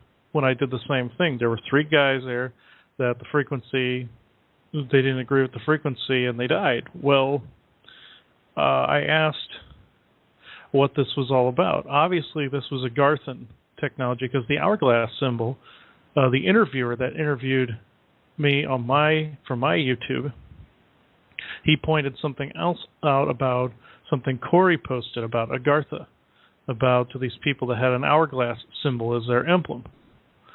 And I didn't know too much about those symbols. I noticed everything else that me and Corey had come up with was identical. But then I noticed that hourglass symbol, and I knew that was Agarthan in origin. And I asked Abendigoth, I said, okay, what is this? And another being that I came to know by the name of Bryon, he is from Agartha as well. I said, okay, what is with this? And then they revealed to me that there is a faction of Agarthans that aren't very nice. They don't want disclosure. They don't want humans getting a hold of the high-grade technology anymore, that they feel humans have to earn it more than they have, that they haven't gone through the fire enough. And Abendigoth does not agree with this. Bryon did not agree with this. But they were pointing out that what I set in motion was I don't want to say the downfall. That's really harsh. I want to say the reacclimation of this other Agarthan faction. Well, what I discovered also coinciding with these smart meters, was what I did is I tried that chaining technique like what I used on the Orion reptilians that turned them back into Anunnaki. I figured I'd try this on technology. So I put that chain binding that symbol to whatever the source was that was like the generator, other than those smart meters. And I traced it out to space, and there was this white and silver sphere hanging out in space, and I changed it with the law of one, and it exploded and just disintegrated. And that's when Brian came to me and said, good, that is something that he had personally wanted. He felt this faction was misusing the high-grade technology just like humans did on Atlantis. He felt they were no different. And I discovered this, like I said, in 2 other reads. The same hourglass symbol popped up. And it seems to pop up in smaller areas, too. I noticed in the sides of buildings, like big skyscrapers, and like on sides of factories, on the sides of computer factories, on the sides of sometimes houses. I've seen this ingrained in the energy. Now, I don't know if it's all them doing it, but it could be somebody else trying to pin it on them too. But I've noticed this surfacing, that Brian and Abendigoth assured me that the Cabal is not in control. They don't have the technology capable of handling a worldwide dominant fist around everyone. They have maybe a little bit of technology that the Draconians gave them, but that it was completely this other rogue faction of the Agarthans that were really dominating the planet. And that I didn't really want to hear that, because I always considered the Agarthans all to be peace-loving, but apparently not all of them. Well, that's interesting, Chris, because did you listen? Okay, we had a vacation this week, but Candy did a call because she was talking to Amy on the phone and thought it's like an update of what Chris and Corey and David Wilcock and others, it's on the YouTube. But Amy was kind of wondering in that show. Did you listen to that? Happen to listen to that? No, I haven't had an opportunity to do that yet. Well, check out this synchronicity. Amy was kind of wondering out loud. You know, they were talking about, you know, the Agarthans and the Corey Good and you and everybody. And she talked about there could be like a rogue Agarthan culture or whatever. And it's like she's just wondering out loud how that could happen and whatever. And now you're coming up with that. Apparently, probably at the same time you were doing these reads this week, that they were having that show, and that kind of telepathically went to you, and it all came together full circle of the story you're telling now. Wow. Yeah, it was very interesting when I found that, you know, and I recognize the looks of some of of this particular race that had this hourglass figure looked very familiar to me, and then I distinctly remember finding a Cabal handler many weeks ago by the name of Sirnam, and Sirnam had that same look where he had kind of the scales around the eyes, the outer edges of the eyes, and I began to wonder if he was one of that rogue faction and not just aligned with the Cabal, but was of that rogue faction. And I was told yes, that's where this guy came from, and that's why he was real leery of when I was telling him, like, say, about a replication technology or about anything like that coming out, and he just kept telling me I didn't understand at that time. Well, then, of course, the thing with the Agarthans, you know, remembering what happened on Atlantis when humans misused the technology, the high grade technology. So I kind of get his beef a little bit, but it has been at least 10,000 years. I've told them all, like, you got to let that one slide. It's been 10,000 years or more since Atlantis went down. Yeah. You kind of let that one go, and they're like that and Lemuria. They're kind of butthurt over the destruction of both of them. I said, you just got to let some things go. And this other faction was trying to get it to the point where humans did not remember that history and wouldn't want that back. So there was some suppression of some ancient histories by that faction. It wasn't all them. Some of it was the Cabal. Some of the other things like when you hear about tunnels being bored underground with like laser precision, these tunnels going down, like through temples like that in the Yucatan and all that, where people found that was the Agarthans that originally did that. I found out to where they were trying to get down to their passage underground when they were taking all the technology away. And and this guy Brian told me, and my mother, that he was happy that I came across the thing with the smart meters, because he didn't agree with this other faction. He told us that he had been trying to get a hold of me when I was in Illinois, but I had been doing so many reads while I was there, I didn't know if he was around. I kind of knew somebody was there, but I didn't. I wasn't. My focus wasn't on Agartha at the time. And he told me that there are instances in television where certain Agarthan symbols are present. He said, pay attention to the 3D models that were on the Corey site, and to where have I seen certain symbols before. And I got to thinking about it, and this is real interesting. One of the pictures shows people with the image of Saturn on their chest, like on the form of a necklace, like a pendant. And I said, yes, I have seen that particular emblem of Saturn before, many years ago on the Sci-Fi Channel.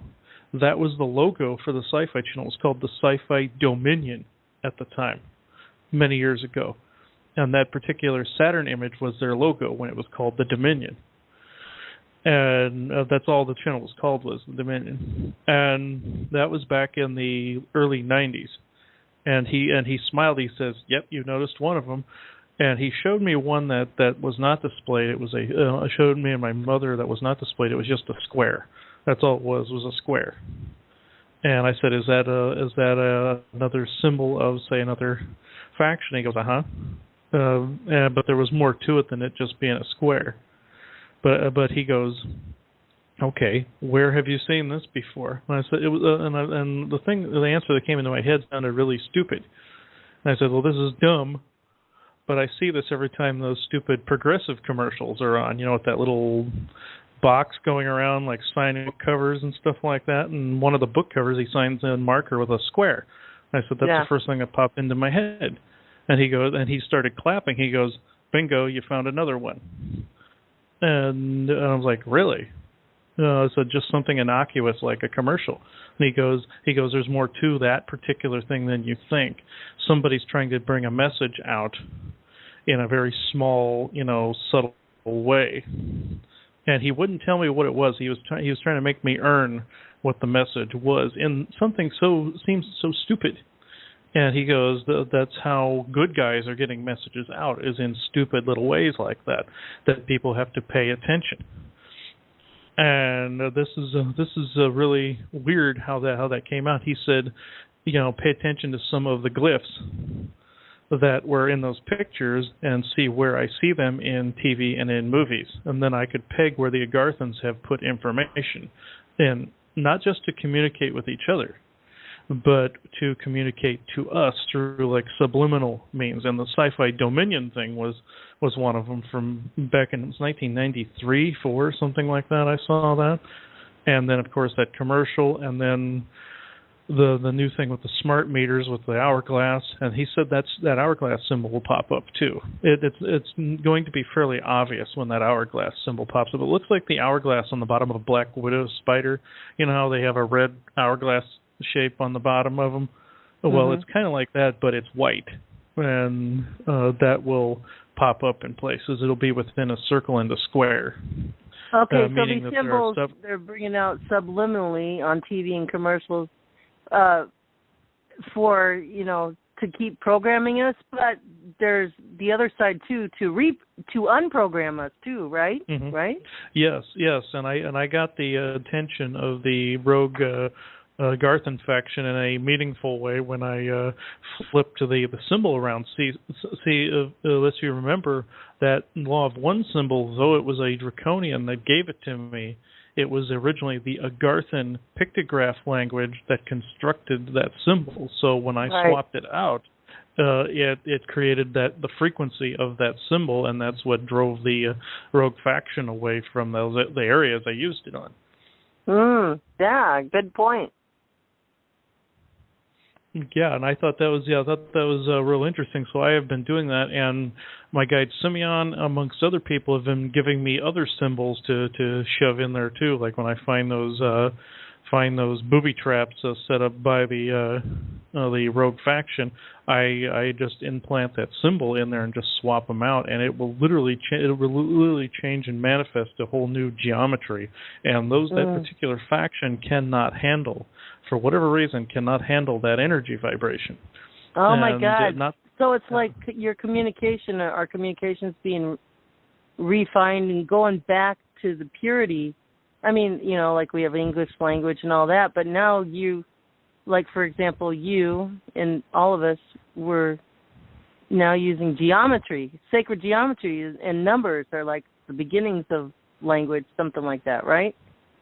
Yes. I happen to see that, even though I'm no mathematician, even though some of my abduction memories would say otherwise.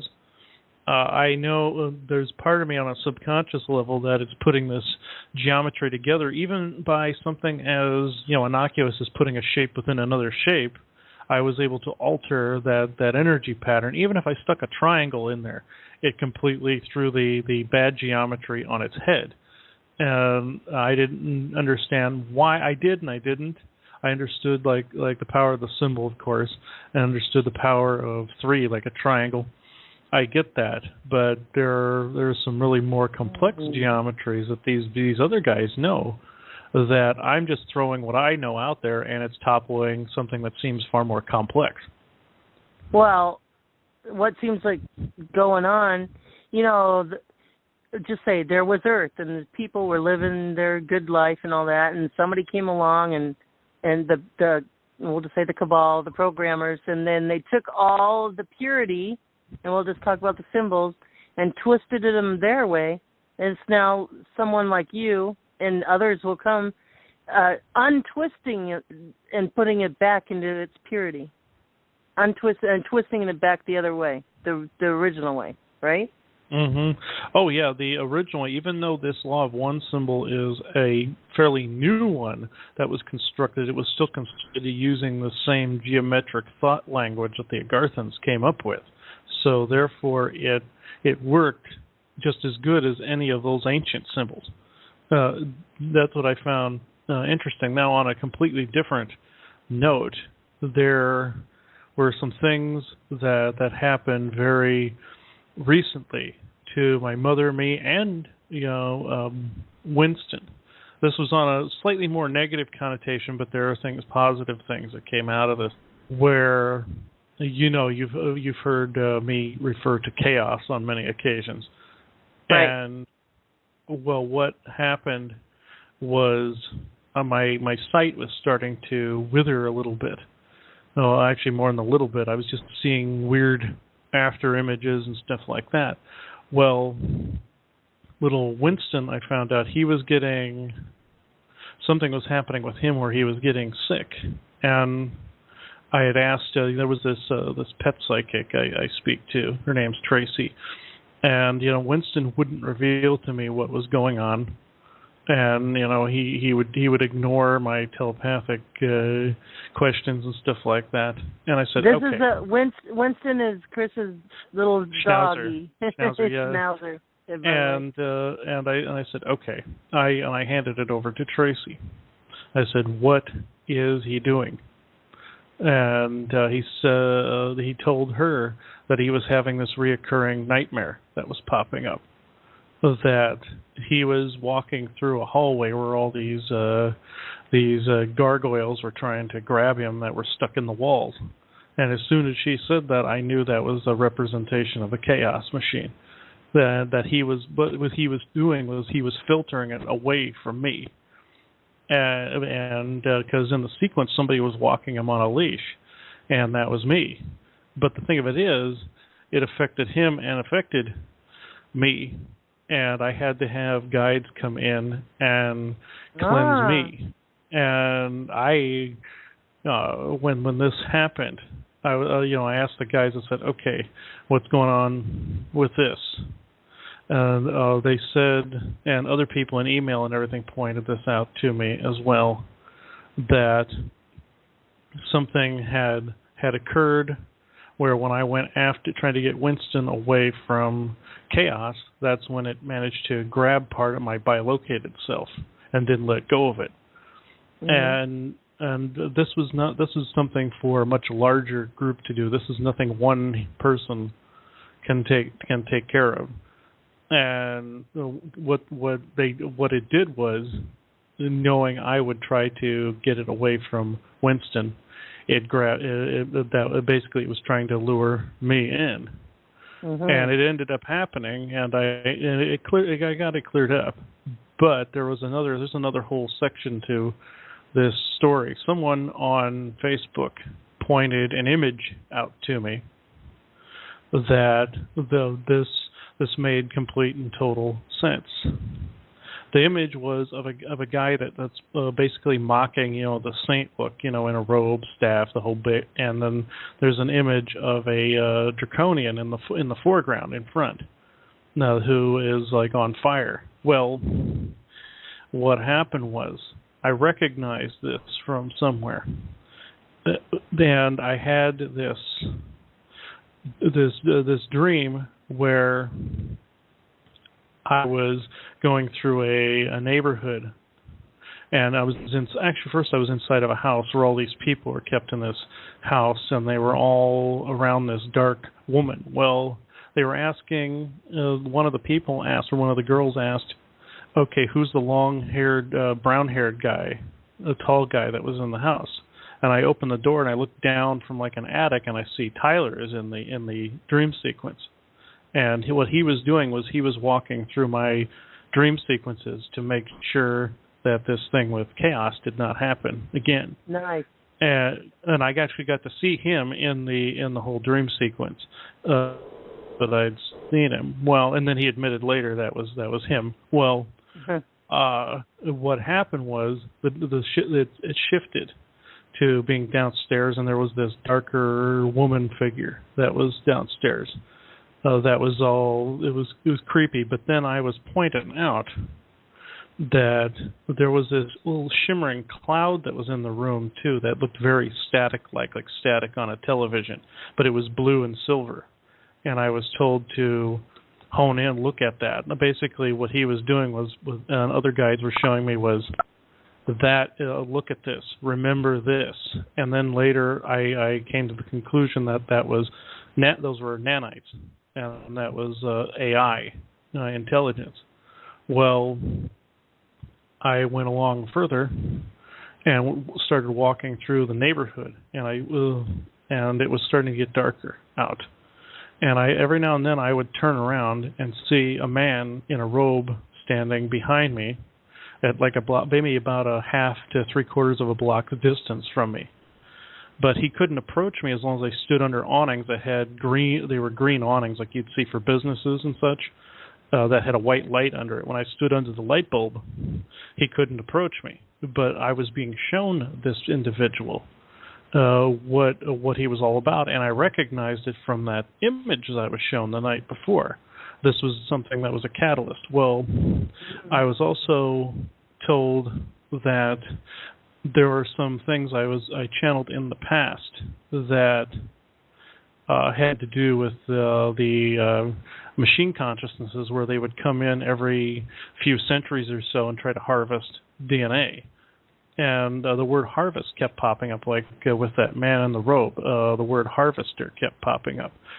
DNA harvester. And I'm like, right. Okay. And somebody was trying to get me to put the pieces together. And then I came to the realization, when I see this guy in this robe, and it was a blackish, bluish robe, and I see this, and he's holding, I couldn't see what he was holding in his hand, but I wasn't allowed to be near him. That was just being presented to me as knowledge. Well, right. It came to the conclusion today, as a matter of fact, I wrote this partially down. I said that there was this guy, in history there's always this figure that's popped up that has to do with harvesting soul energy, and that would be the Grim Reaper. And I thought that up until now that was a symbol. Well, that's why it's always associated with harvesting. And it was harvesting DNA. That was a piece of chaos coming down to harvest DNA every few centuries to fuel the AI, machine to be able to, because they have to collect it every few centuries or it withers and dies. So they have to have the energy. Yeah. Every few centuries it comes back. And that's why this whole thing with the Ides of March popped up in association with this. And I never gave the Grim Reaper thing any credence. I figured, okay, it's just a symbol people made up because of the Black Death and all that other stuff. Well, there was some truth to that because it was totally alien.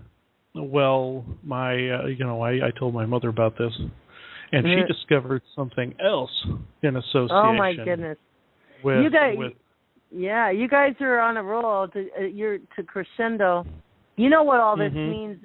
You know what all this means, don't you, Chris? And I'll let you continue the story. Well, it's a good sign and a wonder. It's a little fire towards your way. And when there's a little fire comes, there's something good on the other side because we're going to persevere. Somebody wants us to see this, and now you're getting all the detail of it. But, yeah, with your mom and all this. Yes. Ahead. And the interesting thing at these harvest points, I saw another person's video where they mentioned the same thing, independent of myself. I had this dream dream years ago and this channeling years ago about the black goo that everybody talks about that's like petroleum or oil, and that's been portrayed in TV shows and whatnot. Yeah, and like we've talked about it here. The little movie I watched the other day, The Blob. Remember that one? Yeah. And I'm thinking that's where that came from too. But I've seen like a lava flow where I saw this goo floating through a lava flow, and I asked the Syrians, who were questioning me on it. I said, "Well, this goo once came to me and said it was made up of dinosaurs," and they said, "Yeah, that is a half truth. That it's not descended from dinosaurs. It just harvested DNA from them. So it was coinciding with what was happening in the here and now with that harvester." Well, what also we came across is this was something that also popped up in reads that I did not know what these little guys completely were. I thought they were like a form of jinn, but they're these gray-skinned little guys with these nub horns, and they're mean as hell, and no pun intended. Why do you say they're mean as hell? What did they try to do? Well, my mother came in, and my mother said she had some people that one of her guides was filtering that said they were from the star Polaris, and that they were servants of chaos. Well, I'm like, no, get them out of here. We don't want them. We don't care about that. Well, they were insisted on telling about their species. So her guide filtered, and they said they in history were called imps. And I said, well, the imps. Well, I said, well, the Bible classified them as a form of demon. And so it dawned on us that chaos was depicted as Satan in history, and these little figures they called themselves imp minions, and they said they served the chaos machine. I asked them why would you do that? That's interesting. Let me just interject. When I was in church and Christian, I prayed a lot, and I ran into that word imp, and I did some praying I prayed for them, or did some whatever. I talked to them and told them be nice or whatever you do in prayer. Now I'm coming to find these imps again. Okay. Interesting. Yeah, and I thought they were either nature spirits, or I thought they were a form of jinn, because I've seen them in reads before pop up, and they also had a symbol on their chest. I couldn't see it clearly enough, but they had something like hourglass or something like that as well. Maybe they were a faction that left And I noticed that they hadn't been back in a while because they were still acting as if we were in the Dark Ages and that we would fall for certain tricks. They were like, "Oh, we're servants of the devil." Sure you are. That sort of thing. I told them, I was like, do you realize what year this is? And they thought it was still 2,000 years ago. And I said, no, you've been gone a long time. And by the way, did you tell them the news about Lucifer? He's the law of one, highest good of all concerned, and he's back on. Yeah, and the I good pointed side. that out. But it was the Chaos Machine that originally turned him, along with some of the Draco, to begin with. A long time ago. See, Lucifer guarded the portal by which Chaos was trapped under. It tricked him and then made him turn bad along with some of the Elohim at the time. Well, yeah. Let me just interject this because I watched something this weekend that really, I just want to tell you guys that are listening, when you hear the word Lucifer, Satan, just know that we were very, very, very programmed to think, yeah, he's bad and he's always going to be bad, never change. And when you hear, feel yourself when I say it, Lucifer, Satan, feel that programming in you. And if you can get that with this program, there's other programming we can unwind. So keep your heart open go ahead. And you can explain a little bit that too. Go ahead. Yeah, and this is the very same symbol, that parts of the Cabal worship. They worship the black sun. Well, this Chaos Machine in its truest form, if people were looking at it straight on, would look like a black sunburst. It's a machine, but it has like a gyroscope shape to it, but it looks like a big sunburst with like tentacles coming out of it.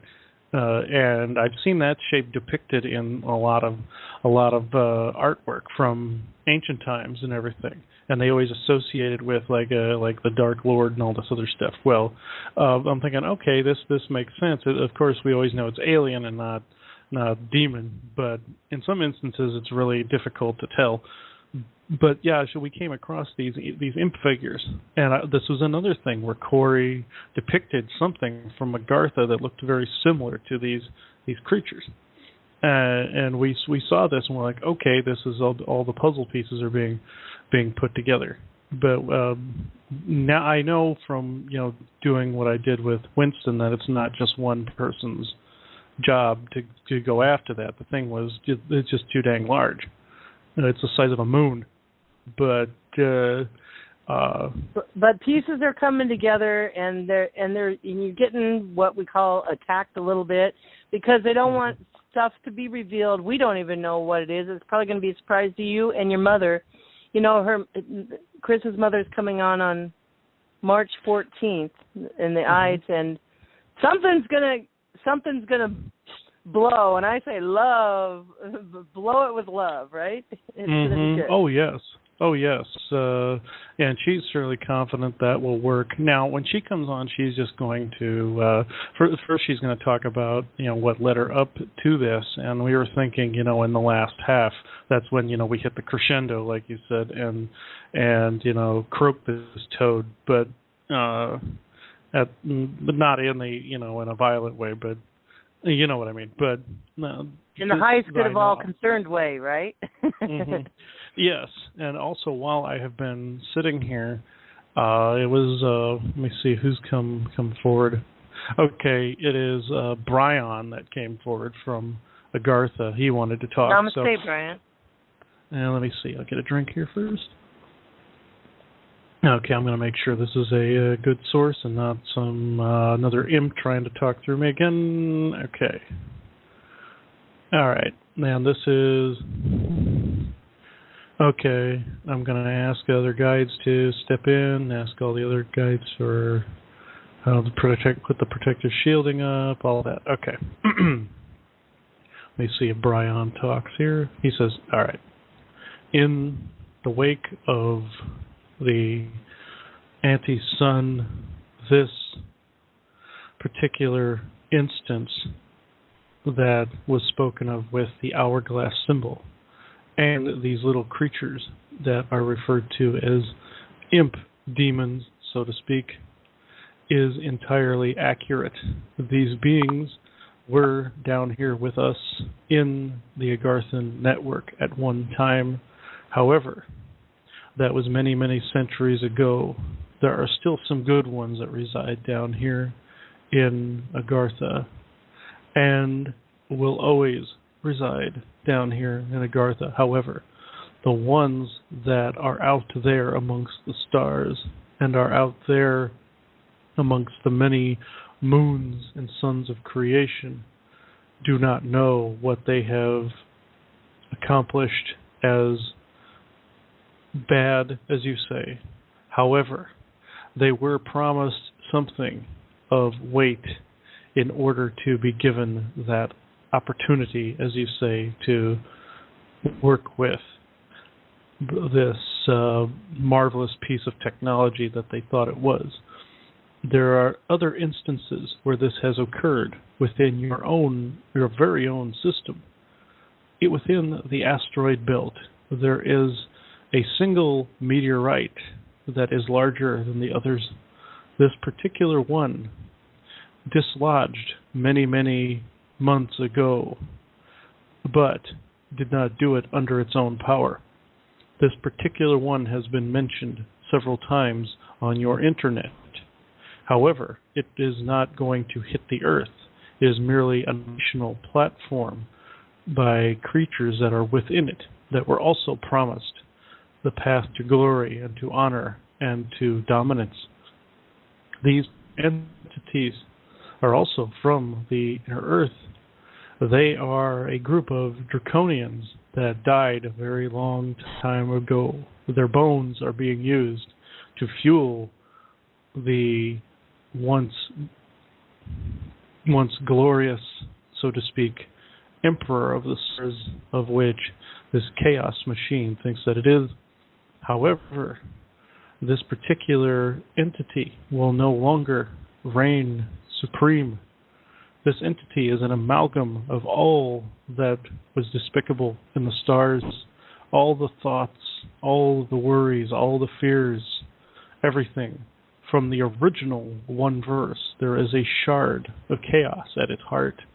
Thinking that it is dying, it sought out other civilizations. This even affected the future, where the nanite civilization came from. This particular entity grabbed hold of that technology and bastardized it, as humans would say, and turned it and twisted it. It is also made up of Syrian and Anunnaki technology, as well as our own.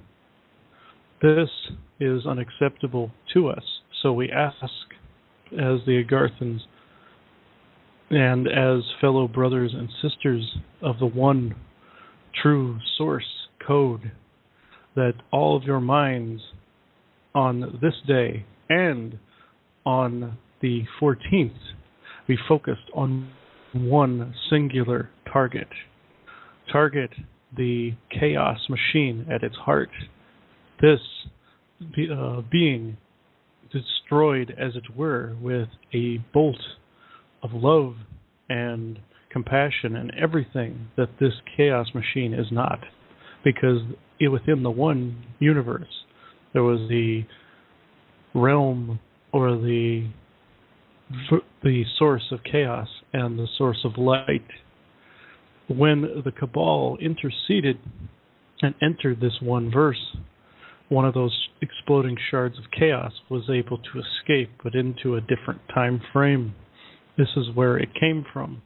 So the light must be pure, like it was in that century, even though in this multiverse we are a mixture of both polarities.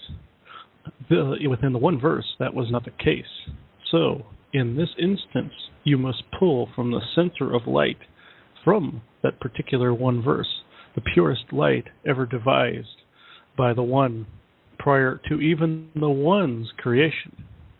This sounds like a paradox, I know, but this is the most purest information that could be given. This one verse with the center of light can be harvested just like the other one could at the moment of the apex of the explosion of the Big Bang. This particular energy, when harvested and thrown like water over the surface of chaos, will melt it to its core. The only thing that need be done in a technological sense is to get rid of the original stranglet bomb that is at its heart. It is the first one ever devised by the ones you call the Anunnaki and the ones you call the Syrian star beings. This was another mistake on their part, and this particular bomb, when it was first created, was assimilated, as you say, by the Chaos Machine, along with many other vessels that are trapped within, along with many other people trapped within it at its heart. The original creator of parts of the machine that were originally assimilated by it is stuck at its helm, always doing repetitive and tedious tasks that are beneath his intellectual and his, as you say, spiritual prowess. This is not to sound arrogant, mind you. This is, however, speaking a truth. There are energy beings out there in the cosmos that you humans know as the Renyard and as the Daropa. Well, these two groups have offered their assistance in dealing with this matter. Since energy beings are not vulnerable to that of the Chaos Machine, they can enter its halls and act as a watchdog, as it were, when they go aboard. This, all you must do is call out to these two groups along with your own interlight. This will make the trilogy of 3 in a triangle. This triangle facing upward is the opposite of another group that exists out there in the cosmos known as the Corporation. This corporation is also in league with Chaos and is also associated with this black goo, as you call it, or the ancient bones, as they are known as. This is all intertwined as one harvesting soup, along with these harvesters of so-called doom, as you humans would fictionalize. But all of these symbols that people have either created or seen can be turned on their head and be given a positive connotation, whereas one triangle down and broken, the other can be flipped right side up and turned into a pyramid with the focal apex pointed at the heart of the Chaos Machine. Since no one or two people can do this alone, even though we are all one, this also must be done by mass minds put together as one singular thought, brain, or pattern. This can be done on the central apex of your Ides of March, or any time within the 14th and 15th of that month. That time frame will exist within the airing of the show at approximately 9 Central, as you humans say. This point in history is a turning point which will change events to come or not to come. Since the timelines are all merging, the outcome is strictly up to the voice, the breath, the song, and the dance of humanity. This is the thing we, the Agarthans, have been waiting for in order to relinquish some more of our technological know-how, as you call it, to the expanse of humanity. We do not wish what happened on Atlantis, so of course this technology must be earned. However, if people create that focal apex and think as one broad mind at all one time, this will prove to us, Agarthans, that humanity is yet ready for what is to come in the next golden age of the human race. My name is Brian, and I say this message of love and compassion to you all, not as a scare tactic, as some would think, but as an informative, as you say, breath of knowledge brought forth from our own misgivings and fears of the past. We are just as responsible as some other races out there for creating this chaos. This I am most apologetic about, but this does not mean that I do not forgive not only humans for misusing technology, but myself for doing the same. Thank you. Namaste, Brian. Some points I want to make. Tonight, Cynthia did a meditation regarding the triangle, and she explained that. This is an example of things do not happen by accident, and little details. God is in the details. Cynthia brought that meditation in, and she wouldn't have brought that meditation in unless Misty came in, and one thing leads to the other. The other thing is earlier we heard that through Chris, the Galactics have said that the Cabal is not in control anymore. And we have to remember that strategy. We just heard, Chris, for the upcoming show. But I just want to say, Diamonds Network, this is what we've been doing for the last 2 years. We just stumbled on it, so to speak. We're supposed to, but we didn't know. Since Chris came along, we've been galactizing with our brothers and sisters in conjunction with the Law of One and putting a lot of the stuff in the Cabal's world under the highest good of all concerned, going into the Matrix, blowing it up with love. And before Chris came along, the Diamond shows, I believe, were building up energy for this just to happen of the galactizing, for example, of all the guests we had on that show. And there's a lot have participated, group, mind-wise, in this endeavor that we're going into in March. So, you guys, we blew it up with love. The Matrix, you guys, we all did it. Every mind, every heart that ever listened and is helping in this. So, what was the other point I want to make? We not only just galactized, but we, because of Chris, after the Law of One, just say like we prayed for HARP a long time ago, or the Stranglet Bombs, or all these shows, we prayed, and as soon as the Law of One for the highest good of all concerned, and that second after we prayed, we got to see in real time how that Law of One, how it set that HARP at the highest good of all concerned. So we've been plowing for the last 2 years, and now I see that Chris and his mom are getting details, what he just explained in his stories. And the strategy now tonight, oh my God, you guys, I am humbled and honored, and hey, I want to make this work. They gave us the strategy. Let's make it work. Let's go for it, guys, and we'll yes, Liz. Shall we do that meditation now? Can we get started? No. We're going to do that for March. But I'm just encouraging everybody. Let's do it. Let's show the Agarthans and everybody that we're ready. And we're ready for major changes.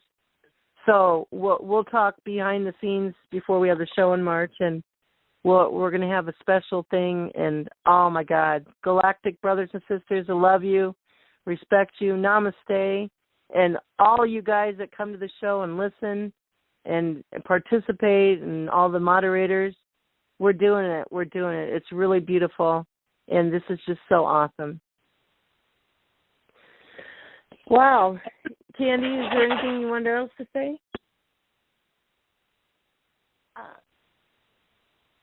No, that's okay. That's all right. Oh, okay, great. Wow, Chris. Are you flabbergasted too? That was awesome. Oh, yeah, I halfway expected that because even though, Brian just recently showed up, I halfway expected this to happen because all these things are falling really into place, as he was saying, and everything seems to be leading up to that point, of basically humanity's got to pass that test. This is their monster, therefore they have to not only, get rid of it, they have to deal with it first. They have to deal with every little thing that has ever been done in that negative connotation over centuries. This is what we were just talking about earlier, about dealing with problems where you can't always just push it away. Humanity pushed chaos away at one time. That's now a good it's coming point. back because humanity didn't deal with their monster. So the monster has to come back in humanity's face so that humanity has to deal with it once again, not push it away with fear, because that's what essentially that chaos is. But to receive it, don't resist it. Don't resist it, and receive it and love it. And love right? it. Not necessarily take it on. But just like the triangle, the meditation we did tonight, just like that, right? Exactly, and those are the symbols that are being shown. They're very simple. They're just simple triangles, squares, rectangles, circles. All these simple shapes that any child could come up with, even in their imagination. Can be thrown at this thing, and then it's done for. It's balanced out, and it's. I'm not sure what the end result is going to look like when this thing is taken out, but it's going to be. I don't want to say taken out. That sounds like it's going to blow up or something. But I'm just saying that. When this thing is taken care of, I'm thinking it'll look pretty interesting. I was actually it's like the last straw. It's like the last straw that breaks the camel's back. Do you get that kind of? Do you kind of feel that? Yes, exactly. Like I said, this is something I was shown over a couple of years ago, and I did not know this, where Jesus and Michael were testing me on. They were showing me this big black sun in space that had like a reflective surface on the like a sheen, kind of like obsidian. And I did not know at the time they were showing me chaos. I thought this was something in the other literal sense too, like the other sun too. But what they were showing me is every person's face was in the reflection of the black sun, and my face included. What I did was, at the time, this was before I knew about the law of one, I just basically told that other face that that it was portraying to look like me. I said, "You do not exist. You are forgiven for whatever, you may have done, sending love energy to it." And my face and name were erased from the reflective surface of the black sun at that point. And that's what they were trying to show. They were showing all of humanity was in there, all the disasters that ever took place. They were showing me like on the TV screen, all the wars and everything were all encapsulated in that gigantic screen inside the black sun. And that's what they were trying to show me, that was humanity's monster just as much as it was my own. So I had to do my thing, like what I just said, so that means everyone has to do it. Right, because, it's awesome. Because when one is helped, all are helped, and when one is healed, all are healed. So when we help ourselves, we help all of humanity, because we're a collective consciousness. We're one mind, but yet we're many. It's a conundrum, but it's good, and it's beautiful. It's a beautiful flower. Thank you. Wow. So I just want on a lighter note. Go ahead, Candy. Well, that's so important what Chris said, but I'd like for him to summarize it again. What he did to get his face erased from the dark. Well, now we can use the law of one, and it doesn't really. Go ahead. Oh, to summarize, okay. This is what actually took place. When I was shown, it was Jesus and Michael that showed me this. They said, "Follow us out into space. We wish to show you something." And there was this large, it looked like a star, the size of a star, but it was jet black and it was burning black. They said, "We're protecting you. You can be this close to it."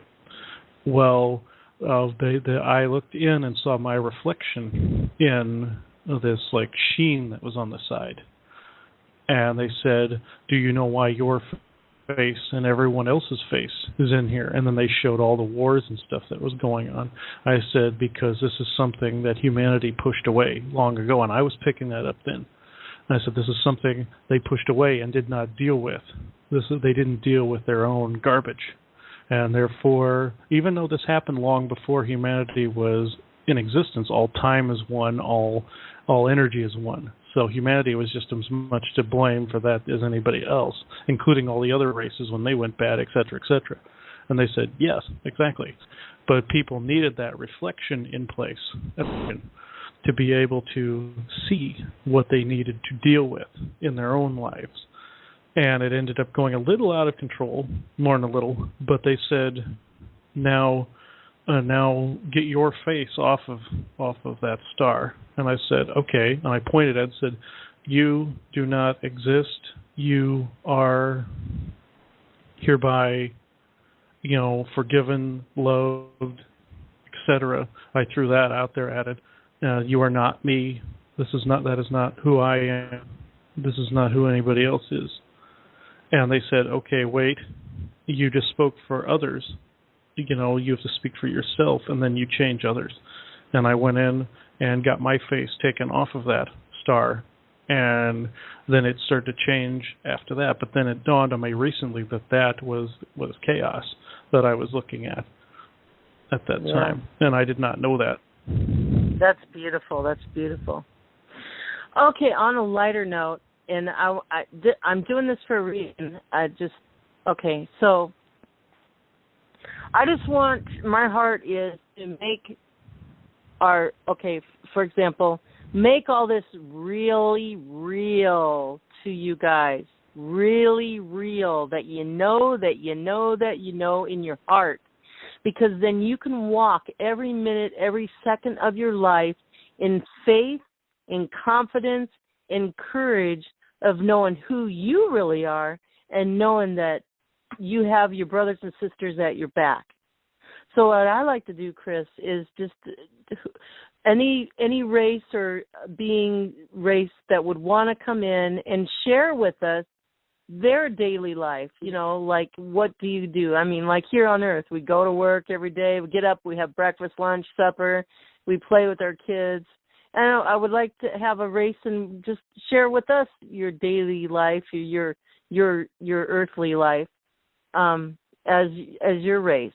Would anybody want to volunteer and come in and share that with us? Because galactizing, relationshiping, and when we get to, and then when you guys and all of us can really have tangible reality in our heart, it's hard to explain this, then you can just walk like your feet are gold and your chest puffed out with not pride, but courage and knowing who you really are and having fun and going with the flow. So is there anybody there that would like to come in? When you said that, about the daily life, it was actually Sekhmet that came through, and he and his female counterpart are on their world inside their home, and they are saying, let's see, okay, Namaste. They want to talk. Okay, we both are named for the energy known as Sekhmet. The male and female halves, even though we are separate beings and have our daily lives, as you say, we go about our work to better the universe by going through what you humans consider to be a job or a career, so to speak. This is not a burden to us. We do it because we wish to, or we would not do it. In this instance, we are in what humans would consider to be a different timeline or time frame. Our world is slightly, as you say, transcendent, but we are still of flesh and blood. We are of the 9th density, as you say. We still have hard work to do, as you humans say. Just because you go up in density does not mean that you stop working at the things you want. The hard work aspect must always be there in order to accomplish your goals. There must be action that complements the prayers.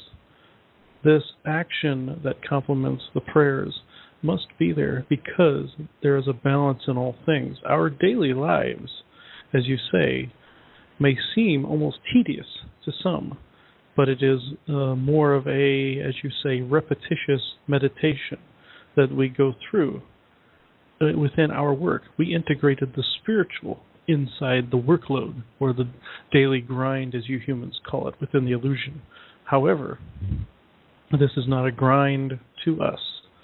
So anyone working in their daily lives, do not consider it a burden. Consider it a joyful giving of your work ethic to those areas of the work population that are downtrodden, stagnant, and downright unhappy, as you humans say, in this respect, then you change that particular daily grind to something that is not halted and stagnant, but joyful and loving, as you say. This instance, when we hit this instance and this change in our society, we once had a stagnant, repetitive society like yours. We could no longer tolerate such a thing, so we changed it and became what we are. This workload, as you say, is no longer a load, but a joyful giving and loving societal aspect of our people. This became to say on that subject. Thank you. Okay, I want to ask a couple questions. But, okay, so first of all, what race are you guys from? We are of the feline species, or cat people, as you say. Okay, do you live on Earth or do you live on ships? We have our own world and series of moons within the Sirius star system. Okay, so if I were to fly up to you and just be with you and your family, you two, just guide us through a day in your life. You know, where you live, what it looks like, and what you do. Like, do you sleep? You wake up in the morning, you have breakfast, you go to work. Just describe some detail. That would be cool. All right. Well, yes, we get up in the morning and do what some of you humans do. We read our news for the day. We drink a cup of whatever we happen to have on hand, which is usually a form of, how you say, juice. And we go about our day in a fashion kind of similar to how you do. The difference is, like as I stated, one is a burden and one is not. I, myself, work in how you would say a plant, where our computers are all intertwined into our society in geometric formations. These geometric formations are very similar to your skyscrapers, but in aspects of sacred geometry similar to your churches and temples. These two aspects, the scientific and the religious, were integrated together. This is why we can do both in the workforce. As I go to work, as does my other female counterpart, we work side by side in a triangular formation of a table, as you would say, with a holographic representation of our planetary core. This we work on to keep our planet healthy and to keep it always flowing with energy and life. This particular instance I have set aside to use as a demonstration, again with this particular shape you call a triangle. Within this triangle are two others. The first one is a pink or fuchsia colored triangle. The second one within is blue and shimmering with a holographic matrix of our planetary core. The third is a mixture of two colors, black and, as you say, orange. These particular ones, hold on just a second. These particular ones are the basis for this particular holographic matrix to be sent upward and in front of us so that we can look at our planetary functions from day to day. This particular tower ascends above the rest of them. This particular tower shows also what is out in space around our planetary clusters. This is a technology we created by this hard work aspect and will not cheat your people out of discovering this on their very own. This is the lesson that the Agarthans are attempting to teach you, along with the Pleiadians and various other races that have come this far. These other races that are within the Sirius star system go about similar routines. They just don't sit at home and do nothing but stare, as you humans would say. They actually leave their homes, even though they have great technology that they could do everything from their home, such as your people do on your internet. However, going and leaving the house to go commingle with others is something that we learn and had to relearn how to do, very much like your own people. We hit that stagnant bubble or buffer, as you humans would say, and realized we had to reevaluate our position. So when amongst this reevaluating, these skyscrapers, as you call them, were born on our world. They are spires that reach out to the bright two suns and reflect it back in a power source that is never-ending and everlasting. This is a representation of both the scientific and the religious doctrines, which are one to begin with, and not as separate as you humans seem to think that they are, very much like good and evil. The power source, as it were, we will keep secret at this time, but we will tell you this about it. Our self-love, reliance, forgiveness, and work ethic is what created such a source. These sources will not see daylight on Earth until humans have ascended to that particular mentality and paradigm. That way, this technology is indeed earned. However, the Agarthans will assist in this particular venture. The day-to-day lives that they lead in this instance are not unlike your own and not unlike us.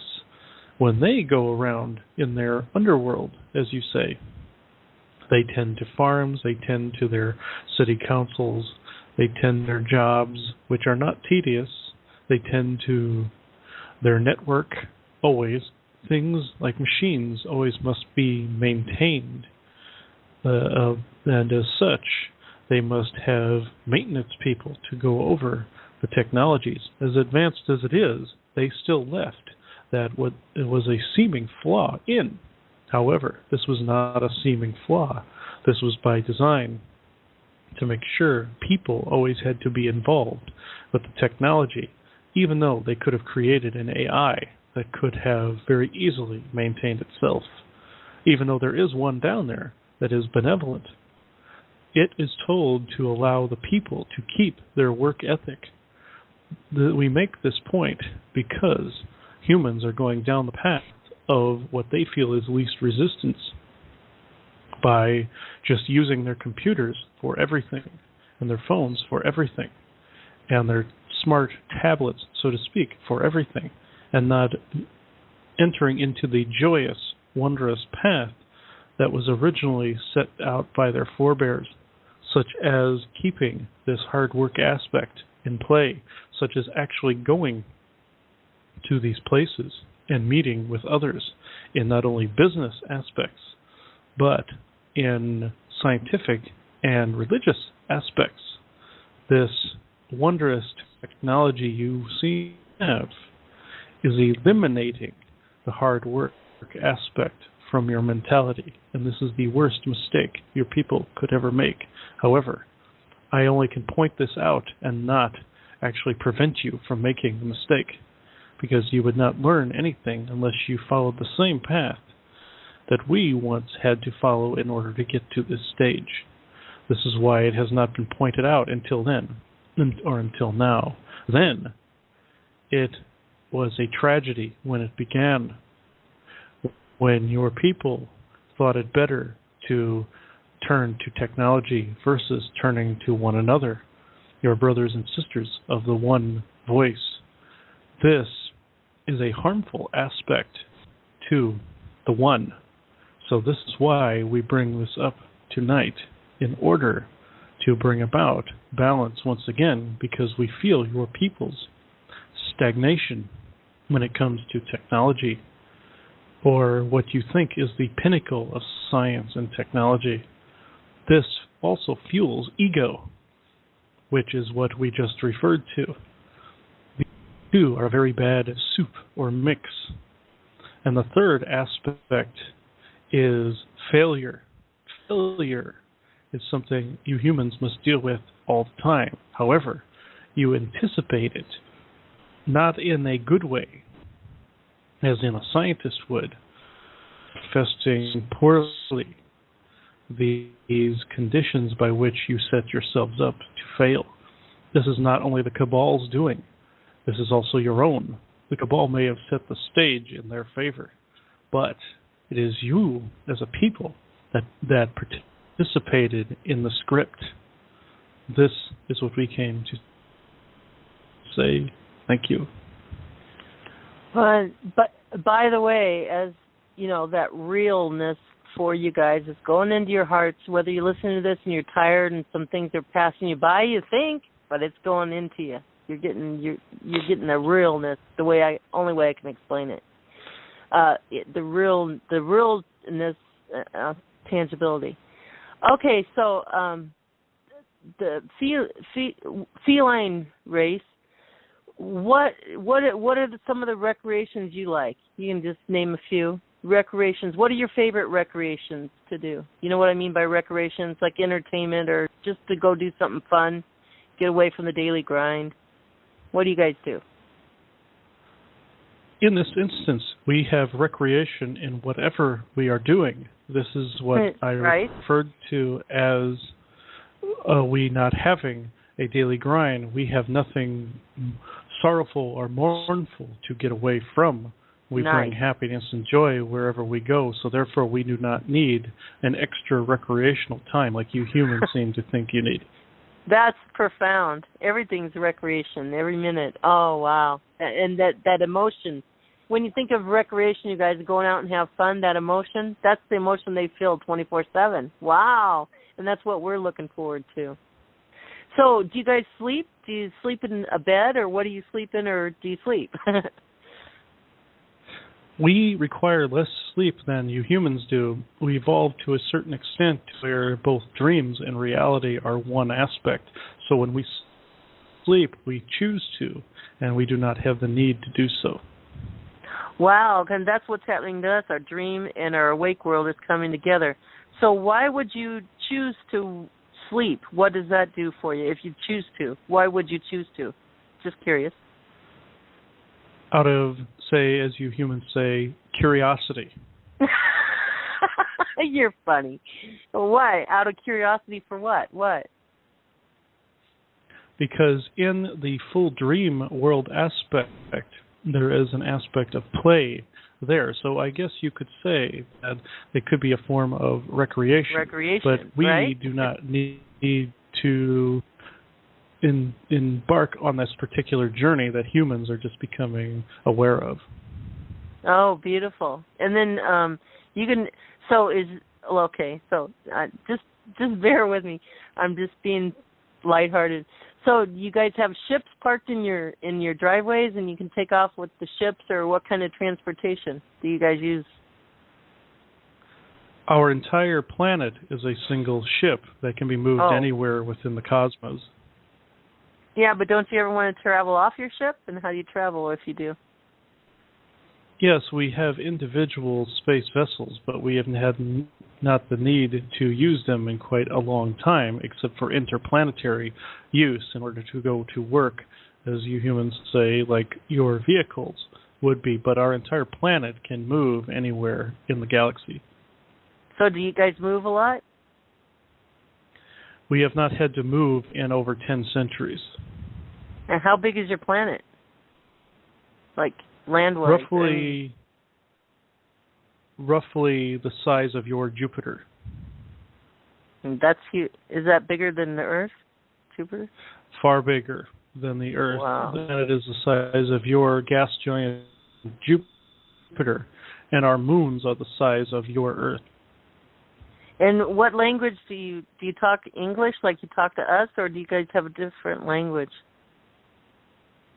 We have a different language that is very similar to how your feline species there on Earth sound when they talk. However, it is being translated through this one's brain and through our technology that you would see as, say, a universal translator. If you heard our native language, it would just sound like a cat meowing. Okay. Now, Chris, please be nice to me, Chris. Hey, can you give him some of your language words, and Chris, you do it.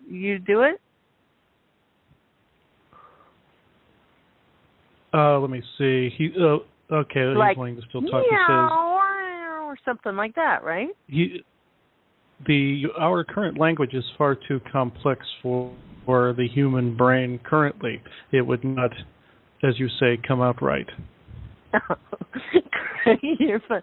It would sound like cats meowing, right? Meow, and when they go meow. Very, very, very similar in aspect, but far more complex.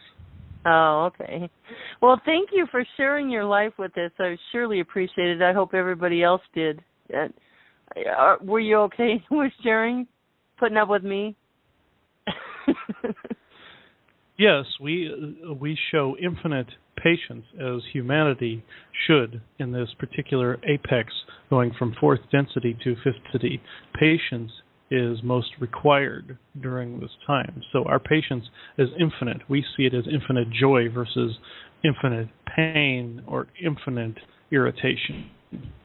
Oh, that's beautiful. That's profound in its own self. Wow. Thank you for sharing. Thank you so much. Appreciate you guys.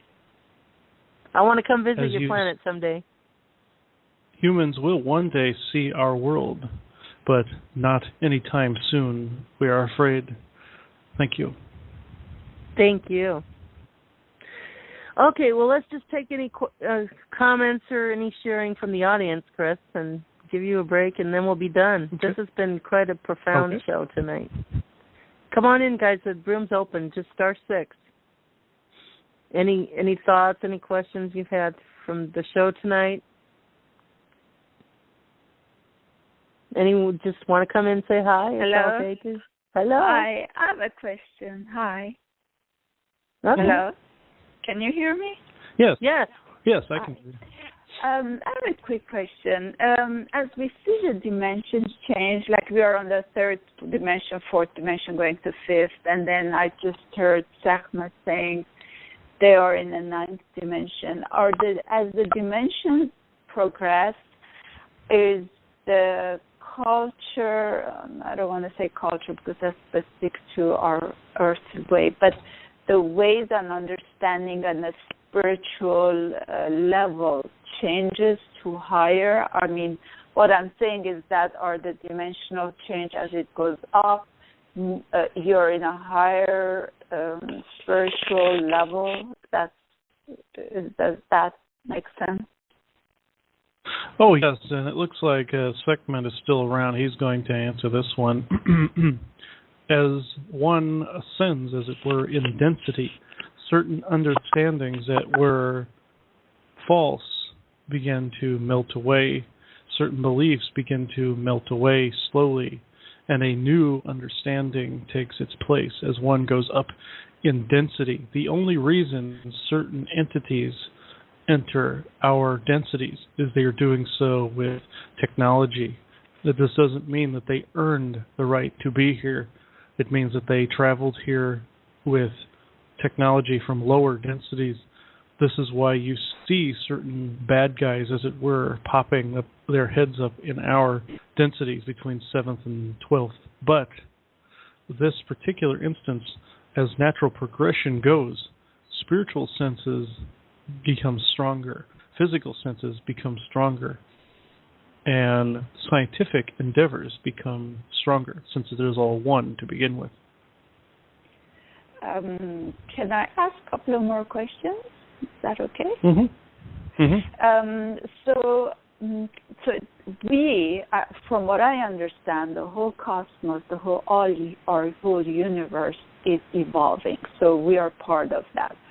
And you're part of that. So your evolution, like our challenges as humans right now, is to be able to come to terms with our dark and light side and learn from our cells and all the stuff that has happened by Archons and the Chimerans and the Greys and all those non-benevolent are mixed up with this stuff, so we are trying to separate and all that stuff. That's our challenges as humans.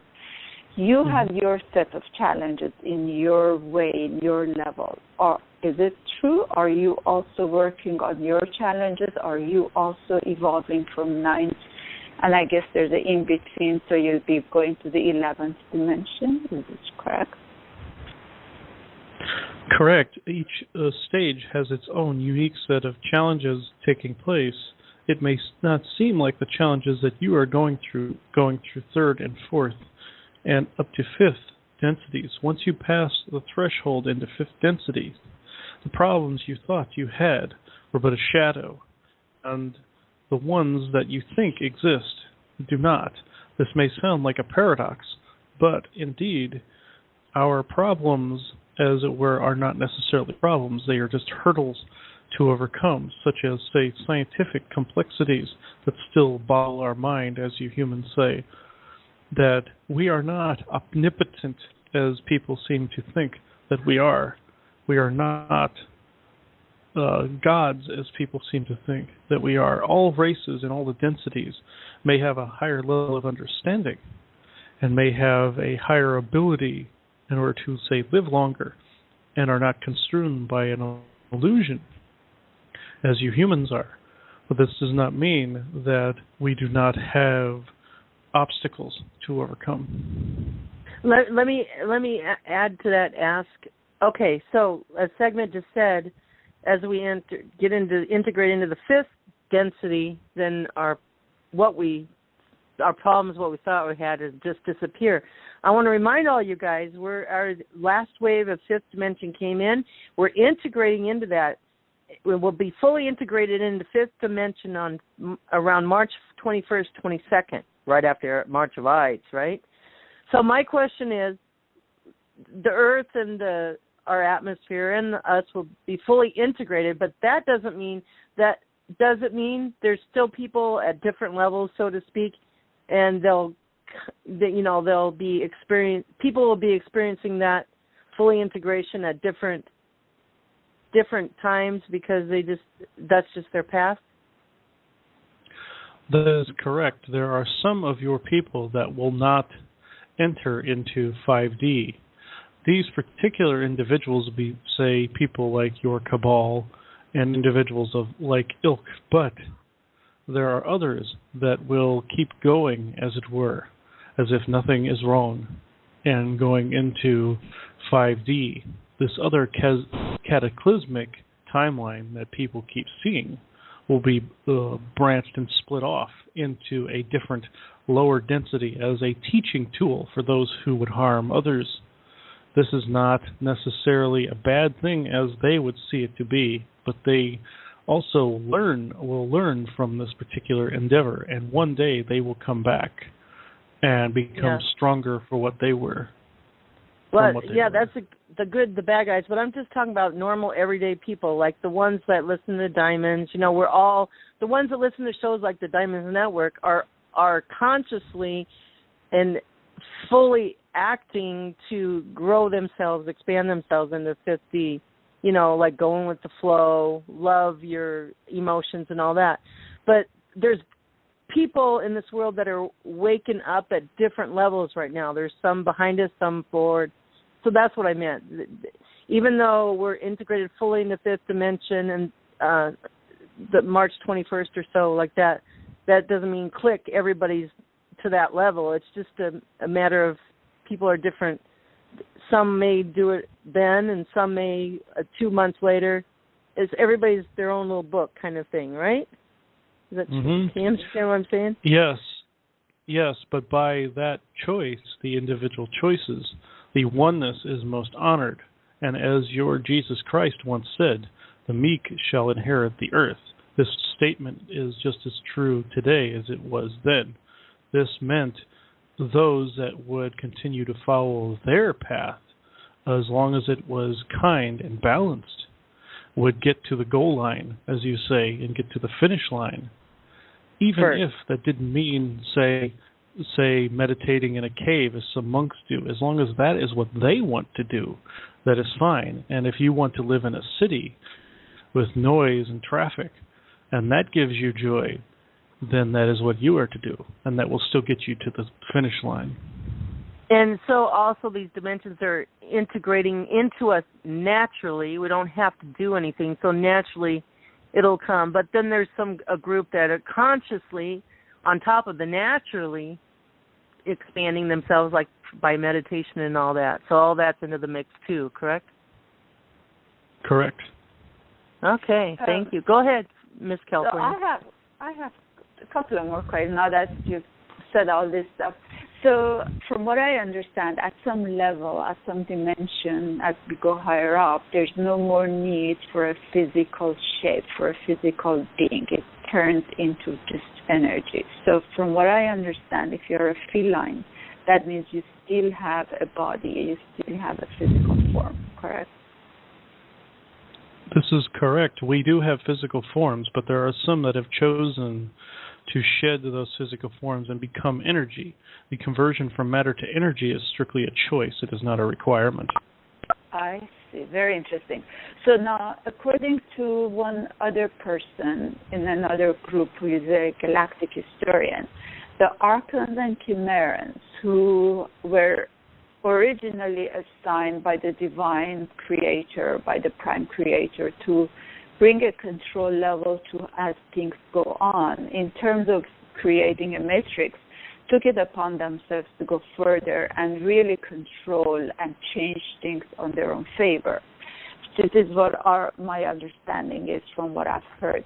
And from what I've understood is that they have done this control up until the ninth dimension.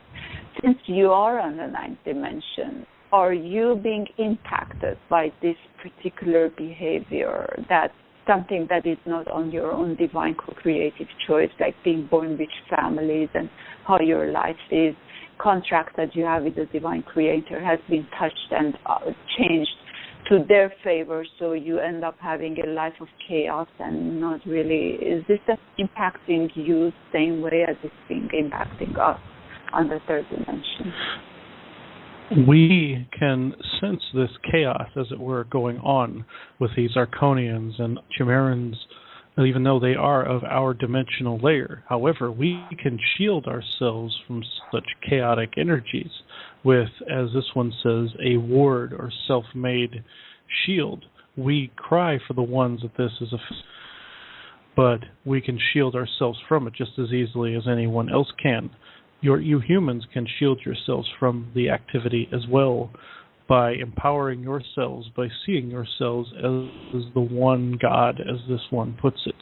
This will prevent these particular entities from the ninth dimension, a couple below that, in the seventh dimension, from affecting you, just as above, so below, and vice versa. This is how change, in this particular instance, is born not only for the good side, as you perceive it, but the bad side, since neither exist in the truest sense. These power-hungry individuals, of which we have personally laid witness to, will cease to be in their unbalanced state if humanity would protect themselves more with an infinite shield and showing these particular beings that it is possible to change. So this infinite shield is something you're taught how to do in your dimension, because we don't know of this shield ourselves here.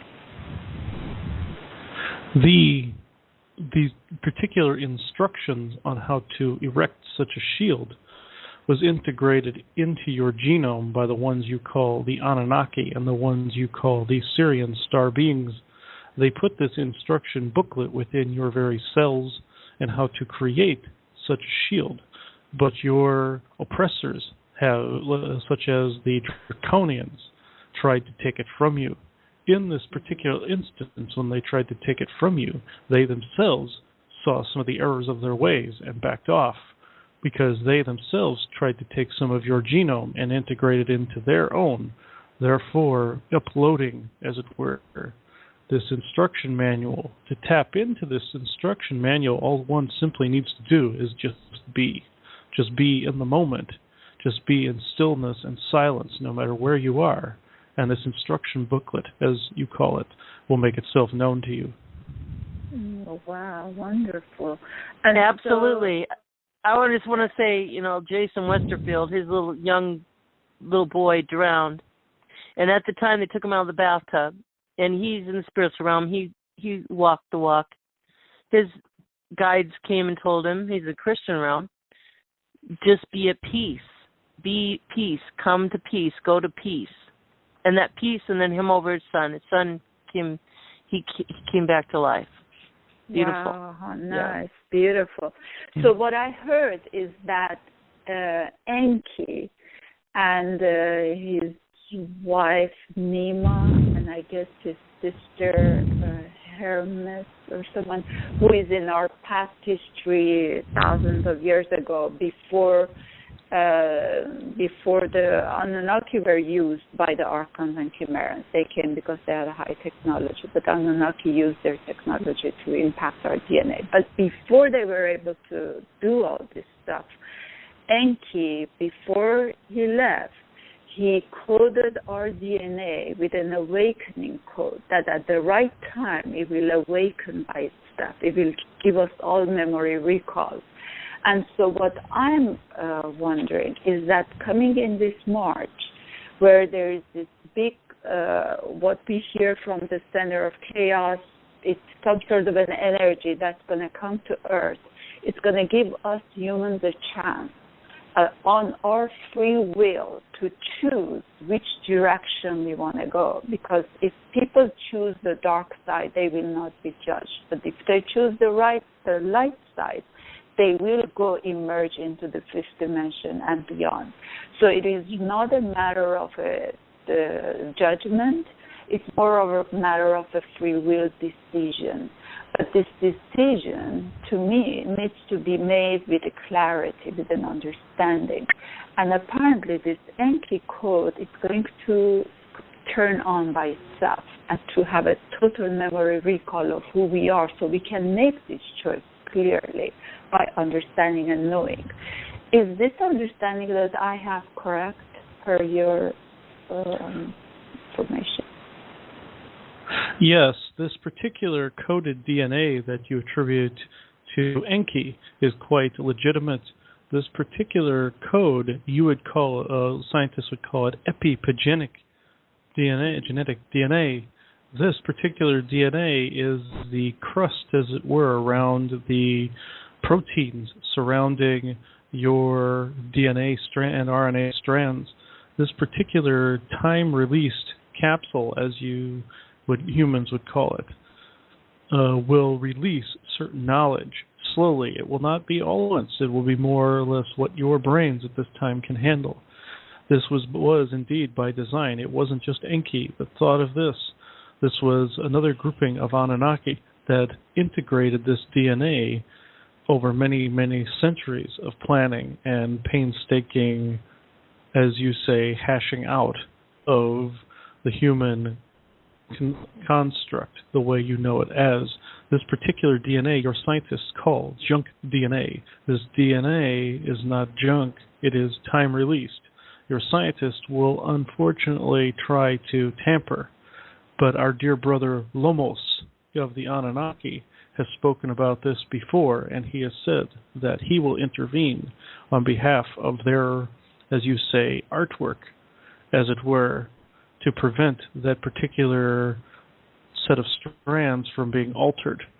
This would be a detriment if the junk DNA were altered in any fashion, because it is of a time-released nature, and this is partially where the instruction booklet is hidden within. And you guys can hear more about, if you're interested in the history of our DNA and what the rest of it that's turning on now, is Sunshine Before the Dawn. I'm reading on every other Thursday night. It's just beautiful. Yeah, and Anastasia learned from Candy. And I just want to reiterate, people can choose the dark side or the light side. Well, that to me is you choose service to others, which is the dark, or you choose service service to self is the dark side, service to others is the light side. But there's also another choice. So if we're ready to go, so there's another choice. If people aren't ready and they still want experiences of duality, because in experiences of duality and oppression, that's where we grow as masters, and we're all masters. So some masters may still want to experience that. That doesn't mean they're going to be so oppressed like on this earth, but it's going to be like an earth like this, but not as oppressive, according to Franco and quoting. So, and that's still not a bad choice. So there's lots of choices. For me, I want it all. So when we are in a fifth dimension and beyond, would the beings such as yourself from ninth dimension and beyond, I even have spoken with people from 17th dimension, would they still visit us and talk to us and help us out in our spiritual growth?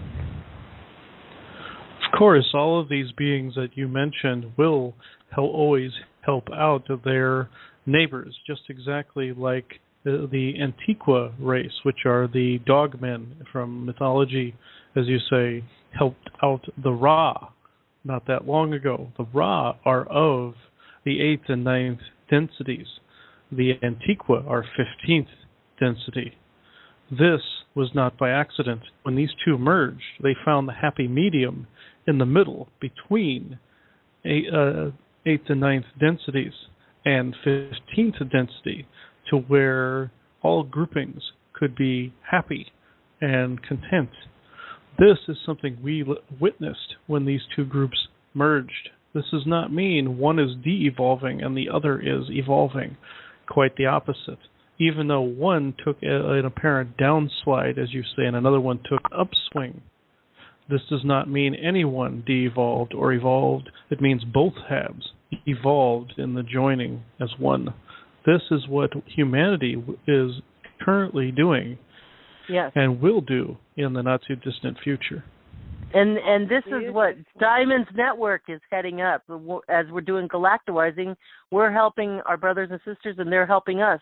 Like, for example, I said earlier, using the law of one, right, Chris, and all of us, as we pray the law of one when something comes up, and then we can see the reality of how the law of one worked through Chris and through what our galactic brothers do to help us as we help them, because we live on Earth. We're taking the dominion. We're praying the law of one and asking for their help. They sure help out, and we help them. It's beautiful. So Diamond's Network is a pioneer of that here on Earth. I'm proud to say, you guys. So then, in future, when we are in fifth dimension, from what I understand, a lot of this phone and internet, those things are no longer going to be really necessary. I mean, maybe early on they will, but we would be, once we open up, we have telepathic communication. We could be sitting in our houses, let's say in a meditation state, and see visually, like you, Chris, like right now, as you are telepathically connecting and seeing and communicating. We no longer, like I'm using my cell phone to talk, but I no longer will need a cell phone or a computer to visually see or talk. We'll just be able to communicate like you're doing. Is this the way we're going to be doing it in the future? Yes, but not right away, as people would like to think. Even though humans are quite telepathic in nature, most people's abilities have not completely awoken.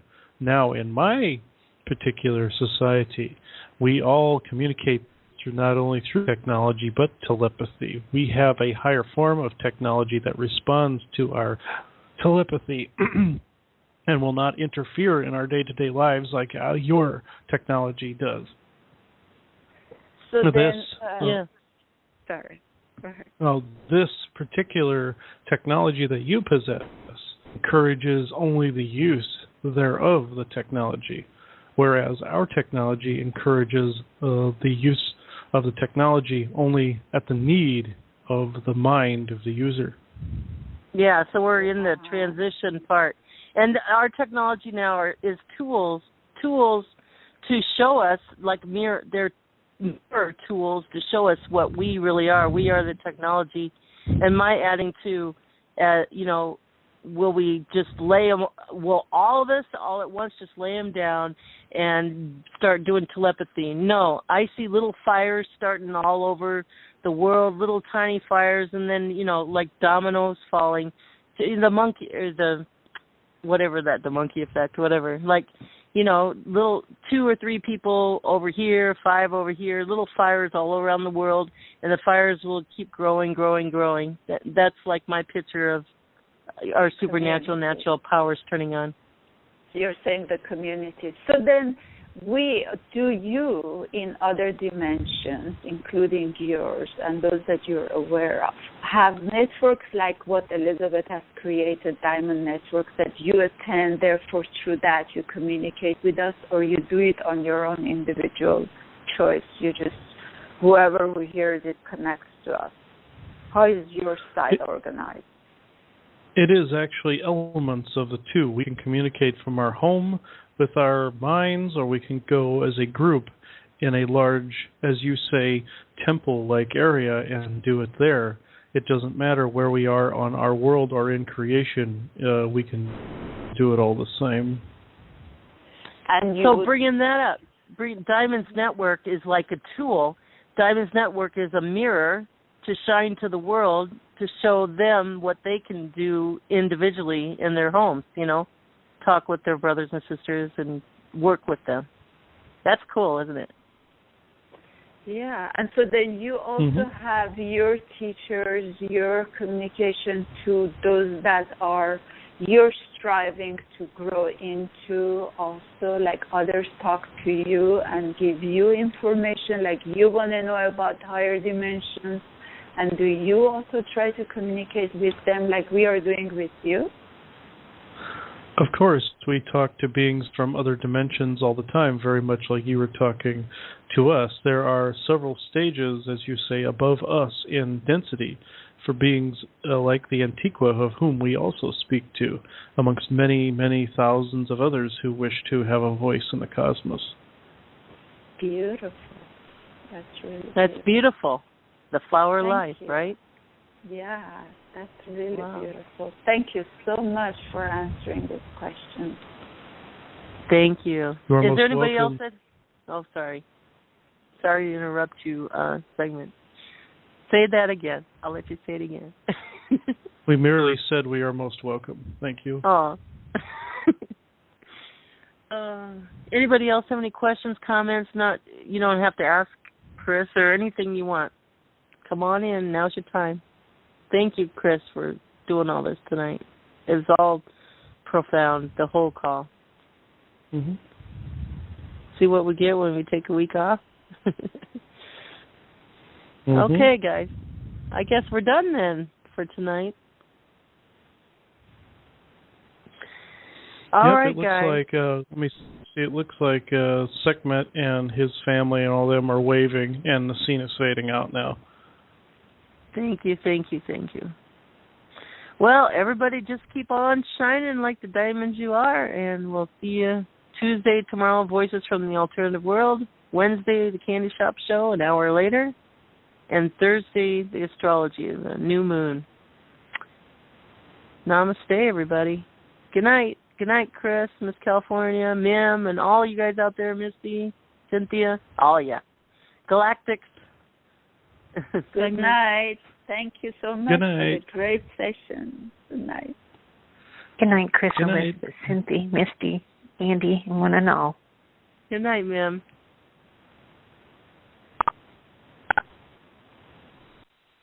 Andy.